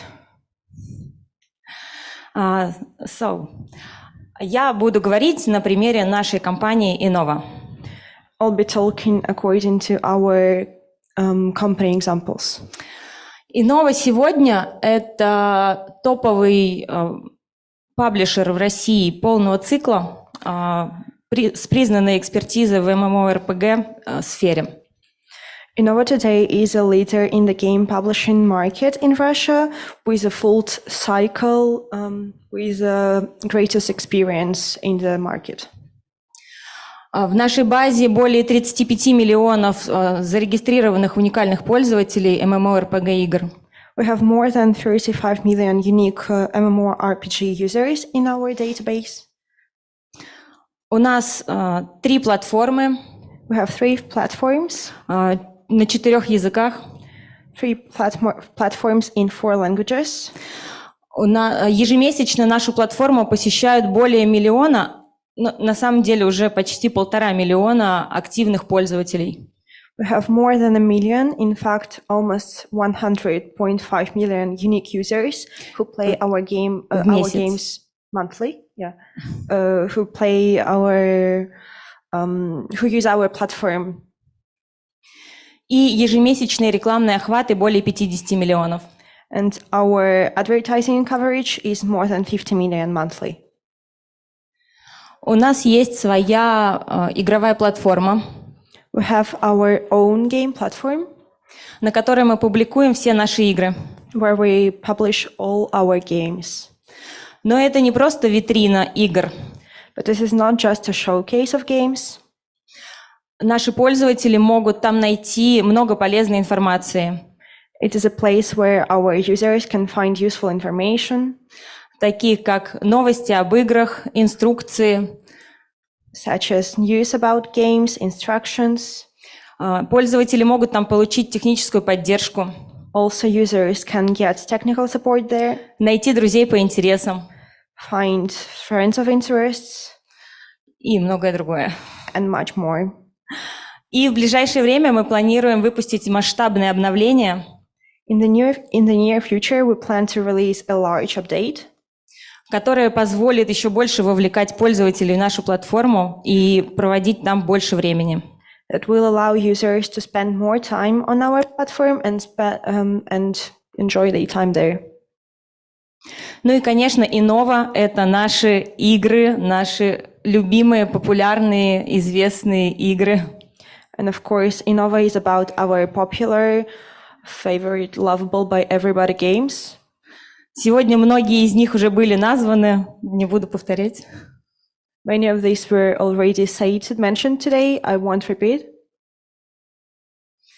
Но чтобы понять место Innova на российском рынке MMORPG, давайте сначала посмотрим на этот рынок. To understand the place of Innova in the Russian game publishing market, let's see what this market is like now. Для начала обратимся к данным 2021 года. To begin with, let's turn to the data of the 2021. Тогда объем рынка был около $2 миллиардов. Back then, the volume of the gaming market in Russia was about $2 billion, с аудиторией больше 83 миллионов. and the audience was about 83 million players. 37 миллионов из которых платящие. Also, 37 million of them were paying. Что касается MMORPG, то доля составляла около 18% от всей аудитории. As for MMORPGs, it was about 18% of the total market volume. Эта пропорция соблюдается и сейчас. And it's still the same proportion. Что же было дальше? Наступил 22-й год. In the 22nd year, который принес нам наш рынок много изменений, много трудностей, но и много возможностей. 2022 brought us many difficulties, but many new possibilities. И как эксперты в своем сегменте мы не могли упустить появившиеся возможности, которые образовались после ухода крупных иностранных компаний из России. And as experts in this segment, we could not help but take advantages of the opportunities, the period that God gave us, which we discovered. Yeah. Окей. По нашим оценкам, более половины активных игроков российского рынка на тот момент были вовлечены в проекты этих ушедших компаний. By our information, more than a half of players. Wait a second. More than a half of players, active players, were in these projects.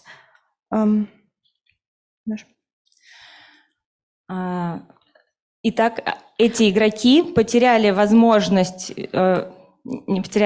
столкнулись со сложностями продолжать играть и платить в свои привычные игры. Таким образом, освободилась большая ниша на рынке.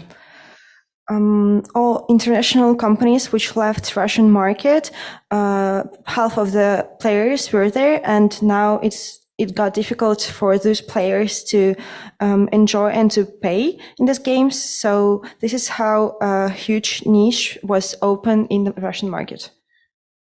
Мы быстро подстроились под изменившийся рынок. We quickly adapted by the changed market, Настроили свой маркетинг с учетом новых реалий.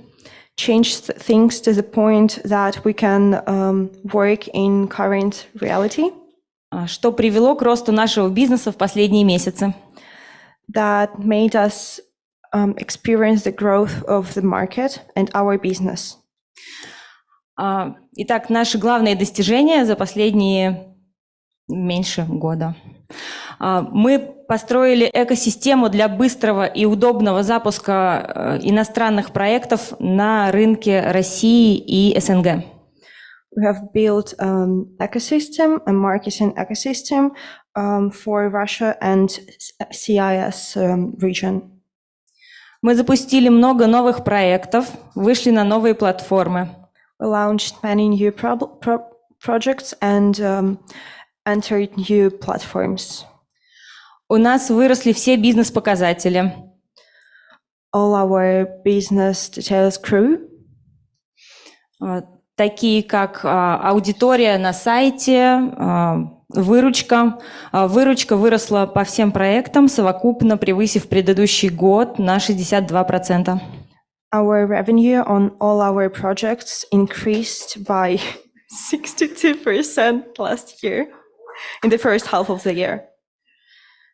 В конце концов, мы организовали ассоциацию профессионалов игровой индустрии для всецелого развития сферы в нашей стране. We organized a video game development association for all video game developers in our country. Что же стало ключевыми факторами для такого роста? So what have become the key factors for our growth? Прежде всего, конечно, наша признанная экспертиза в сегменте. It is, of course, our expertise in the segment.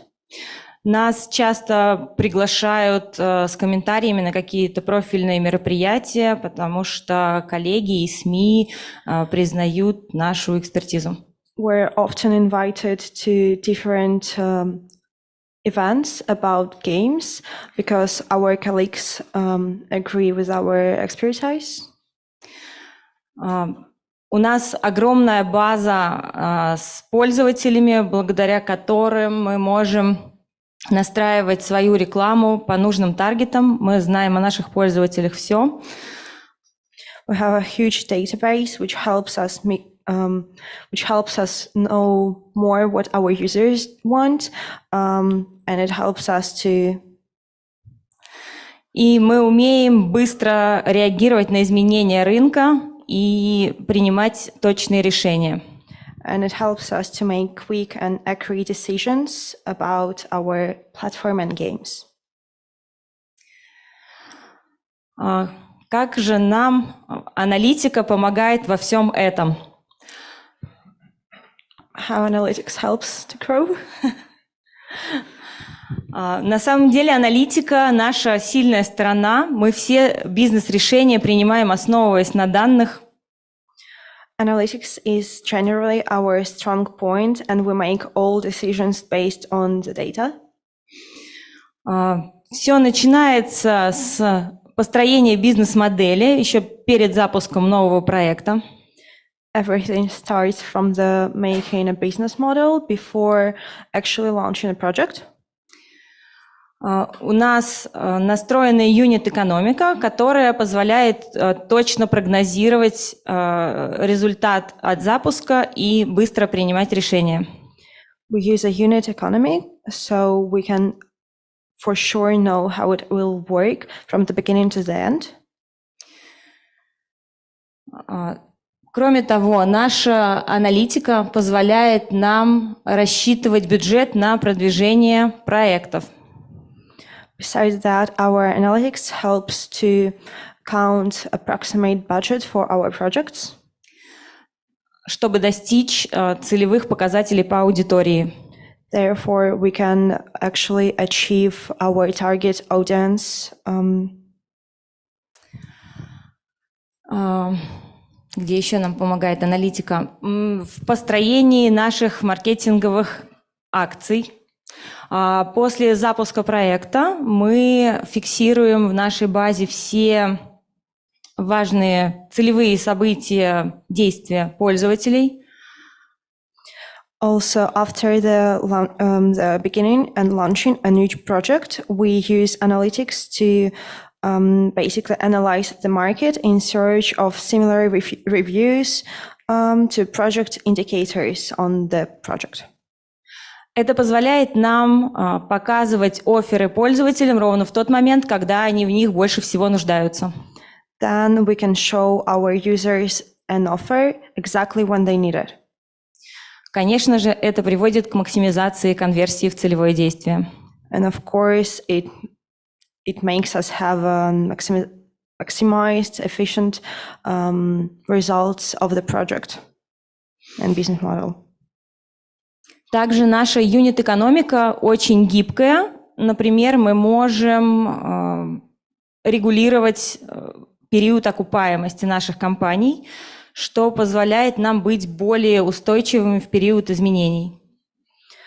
And our unit economy helps us to know when exactly we can launch a project on, and when it will be more popular among users or less. Мы просто уменьшаем период окупаемости и таким образом становимся более устойчивыми к внешнему воздействию. So we make it the way that it doesn't really affect, and it doesn't become a risk for our project if we change the period when users buy our projects. И, наконец, наша юнит-экономика позволяет нам понимать, сколько нам приносит каждый вложенный цент, поэтому мы уверенно можем привлекать нужное количество финансов для развития. And our unit economy allows us to build the most effective user path to the target action that we can end up advertising platforms and customize lookalike companies. Это, конечно же, только примеры задач, которые мы решаем с помощью аналитики. This is only examples of the problems we find solutions for by analytics. Приведу пример, на какие вопросы мы можем отвечать конкретно. Например, мы разрабатываем новый проект. I'll give you a few examples of how we use our economics, our analytics. For example, we develop a project. И его запуск совпадает по срокам с низкой сезонностью. And the launch is in the time when games are not that popular. С помощью наших накопленных данных и нашей модели мы можем ответить на такие вопросы, как когда лучше запускаться, сейчас или подождать, с каких сегментов лучше начать запуск, какие инструменты использовать в текущий момент для продвижения, чтобы минимизировать влияние других факторов. According to our database, we can answer such questions as when to launch, now or later, what instruments to use.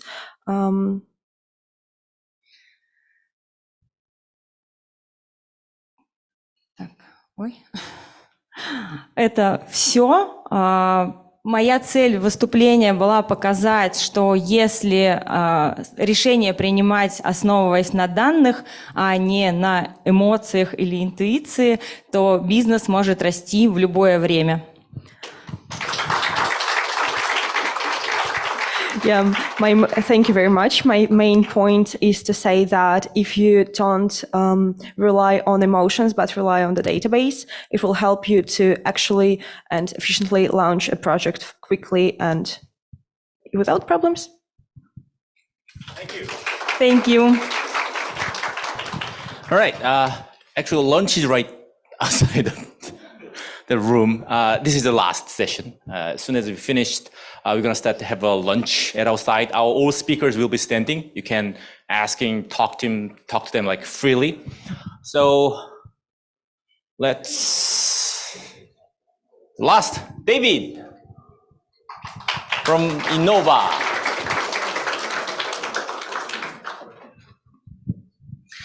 I'm Yon Haseyo, and this is all that I know in Korean, so I'll continue in English.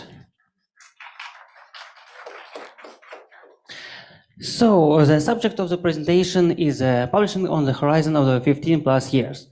We have accumulated a lot of experience in everything that, anyhow connected with the games, and we will try to make we will try to collect all of these years of experience in 12 or maybe 13-minute presentation. So let's go. First and foremost, you should know the difference between the publisher and developer.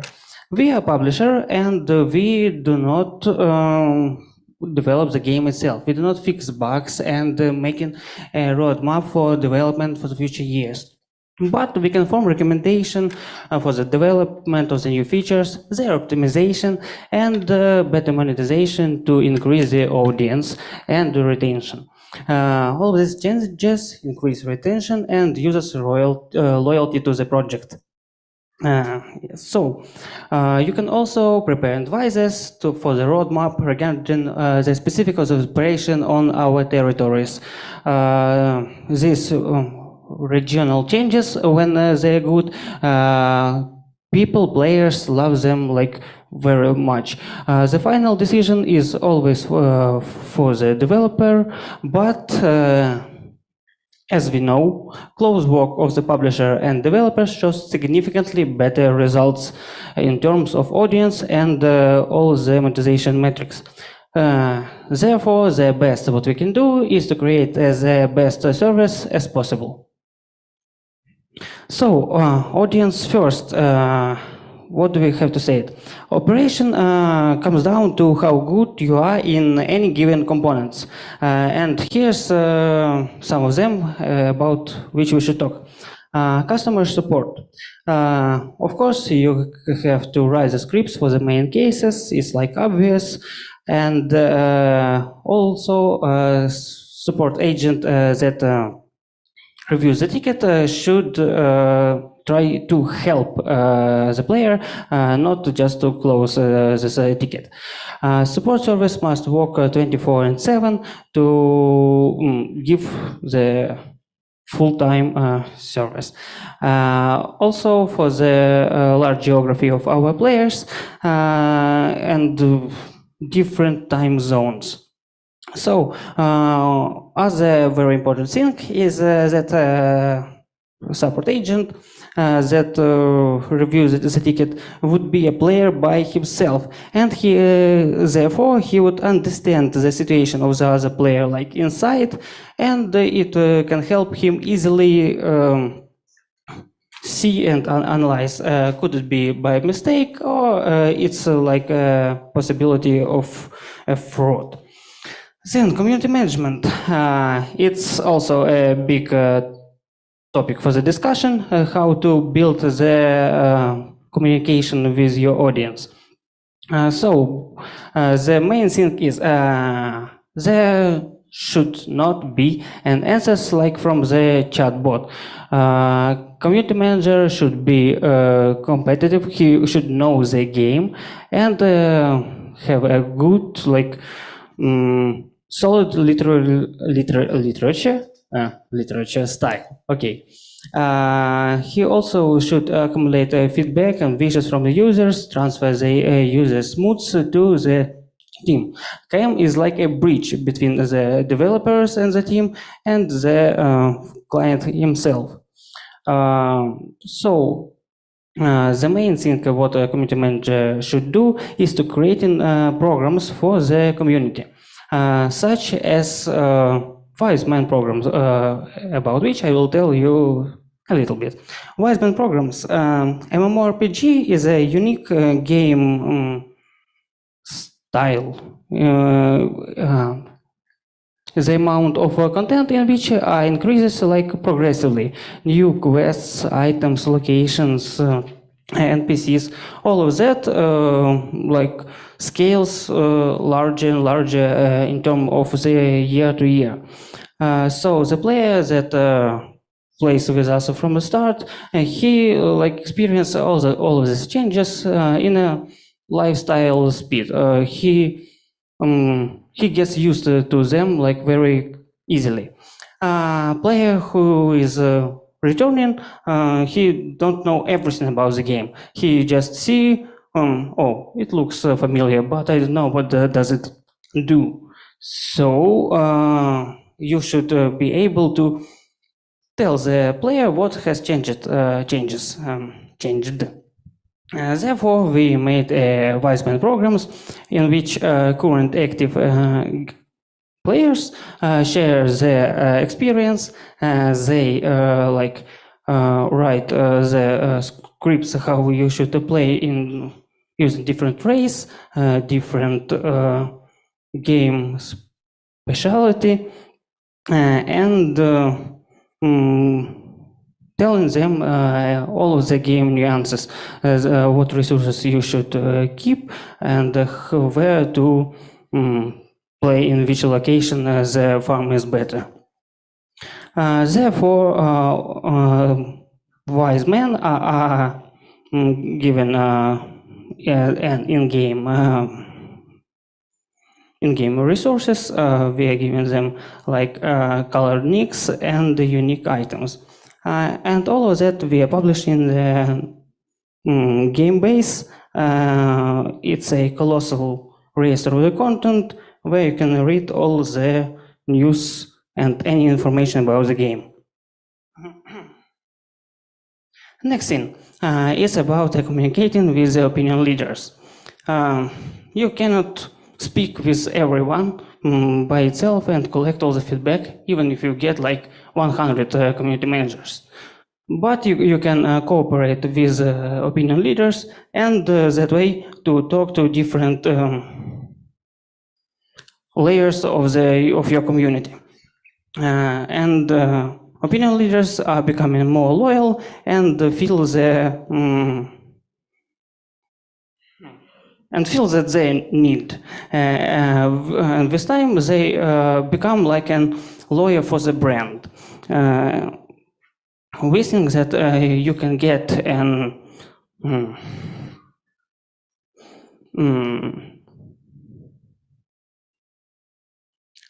okay, let's keep it. So, VCR stars in our community, the one who starts making content from love, and we're making the love their profession. For example, one player starts to post news of the game. He creates a news portal itself. Other ones become streamers, bloggers. Third ones come to us to work like on the project itself. Therefore, the team which works at this project are fully completed with true professionals who love and know the game and have a big expertise about everything like in-game economy or making the game content better. It's also using all that I said before, we made a program for author of content, for streamers, for bloggers, in which the participant can make real money, and the project team is completed with like real professionals that know what they are doing. And a few words about the knowledge base. It's the biggest in-game content library in the world. We created it for our projects, and it has full description of all the events, monetization activities, all of the quests, NPC, everything that little bit connected with the game is posted there. We made it for our players, and they love it. They so much get used to it, so they could not. So they could not imagine their game experience without it. So, as a localizators, we can promote the brand on our territories just because we better know our culture aspects and what our auditory likes. When starting the process of integration with third-side party services and services that are popular in our region, you should also try to create a unique content for it and to become a beneficiary of this partnership. Examples of such partnerships could be like anywhere different from making a partnership with the bank and increased cashback for the players to sell the in-game items for the bonus points of different programs. So another one that's very obvious but not always used moment, you should really know your auditory. Like a simple example, if there are some PvP elements in the game, we should know that in our region it would be very popular, and we have to know this and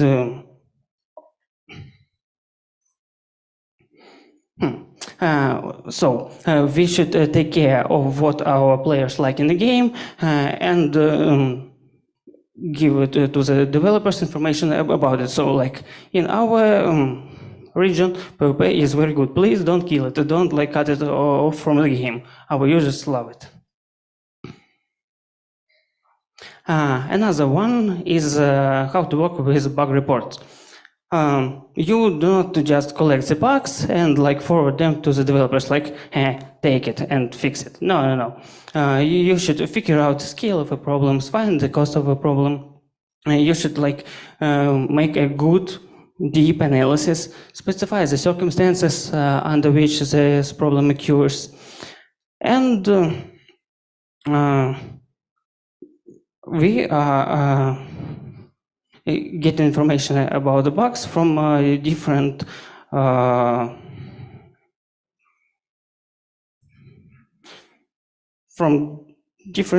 anything, like from social media, from monthly feedback from users, and from support tickets. After that, we make an internal analysis and discussion of all the collected bugs. We evaluate the impact on the game economy and the gameplay, scaling the consequences, and only after that we are making decisions. Unfortunately, any benefits of the outstanding project operating may slide into nothing if the frauds will start to exploit your game. Therefore, you cannot like. Therefore, your game should be defended at any costs. Killed game economy by the bot farms and dupes do not attract users.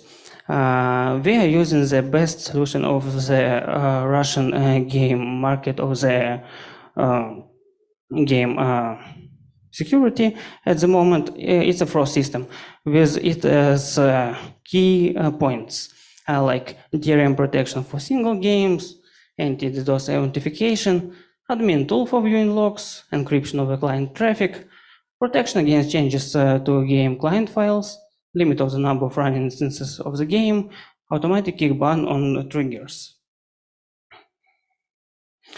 Why do we need to do all of that? Well, let's look at this question from a different position. MAU in 100 players, is it bad?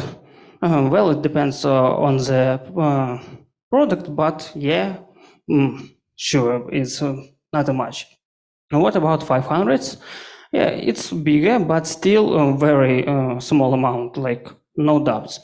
But 100 players, not talking about the 500s, it's more than all of us here today. Look, we like unhuman the numbers, like 1, 10, 1,000. We just count good and bad.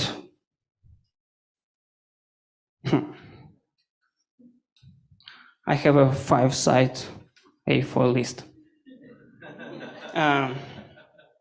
But you should not forget that it's not numbers. These are real people with their own points of views, with their good and bad, with all of their life experience that lies behind them. It's like all your experience, but different.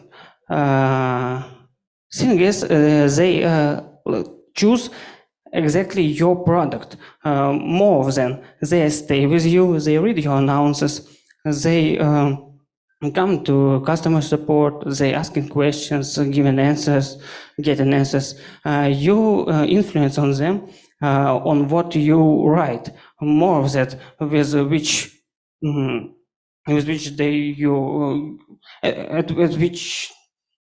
of you are giving them gifts or no. Therefore, we making not only we don't publish a game, we are making a full add-on ecosystem around the game, and without that, the user experience comes like out of the charts.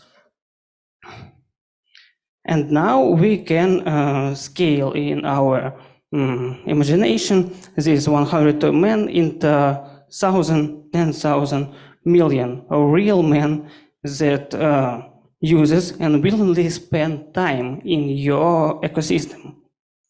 And all of that auditory keep choosing you because not only because they like the game, they like to be with you, they like your service.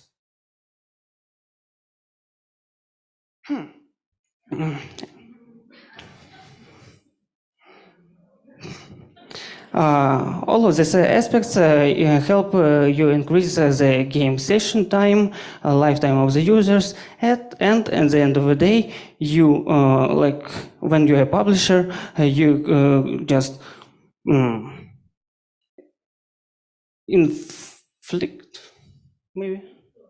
influence. Yeah, thank you. Girl with a bit is short. Thank you a lot. You influence on what the game can live much longer. You can prolong the game's life by yourself. When creating a tool for one game, you should already thought about more possibilities to scaling it to connect to all your projects. Therefore, security, protection system, monetization activities, referral programs. When you start publishing the game, it gets all the tools that work on giving users a better experience. Publicity is not about publish the game in your region. It's about creating an ecosystem around it to increase its value in a player's eyes. And that is it. Thank you a lot.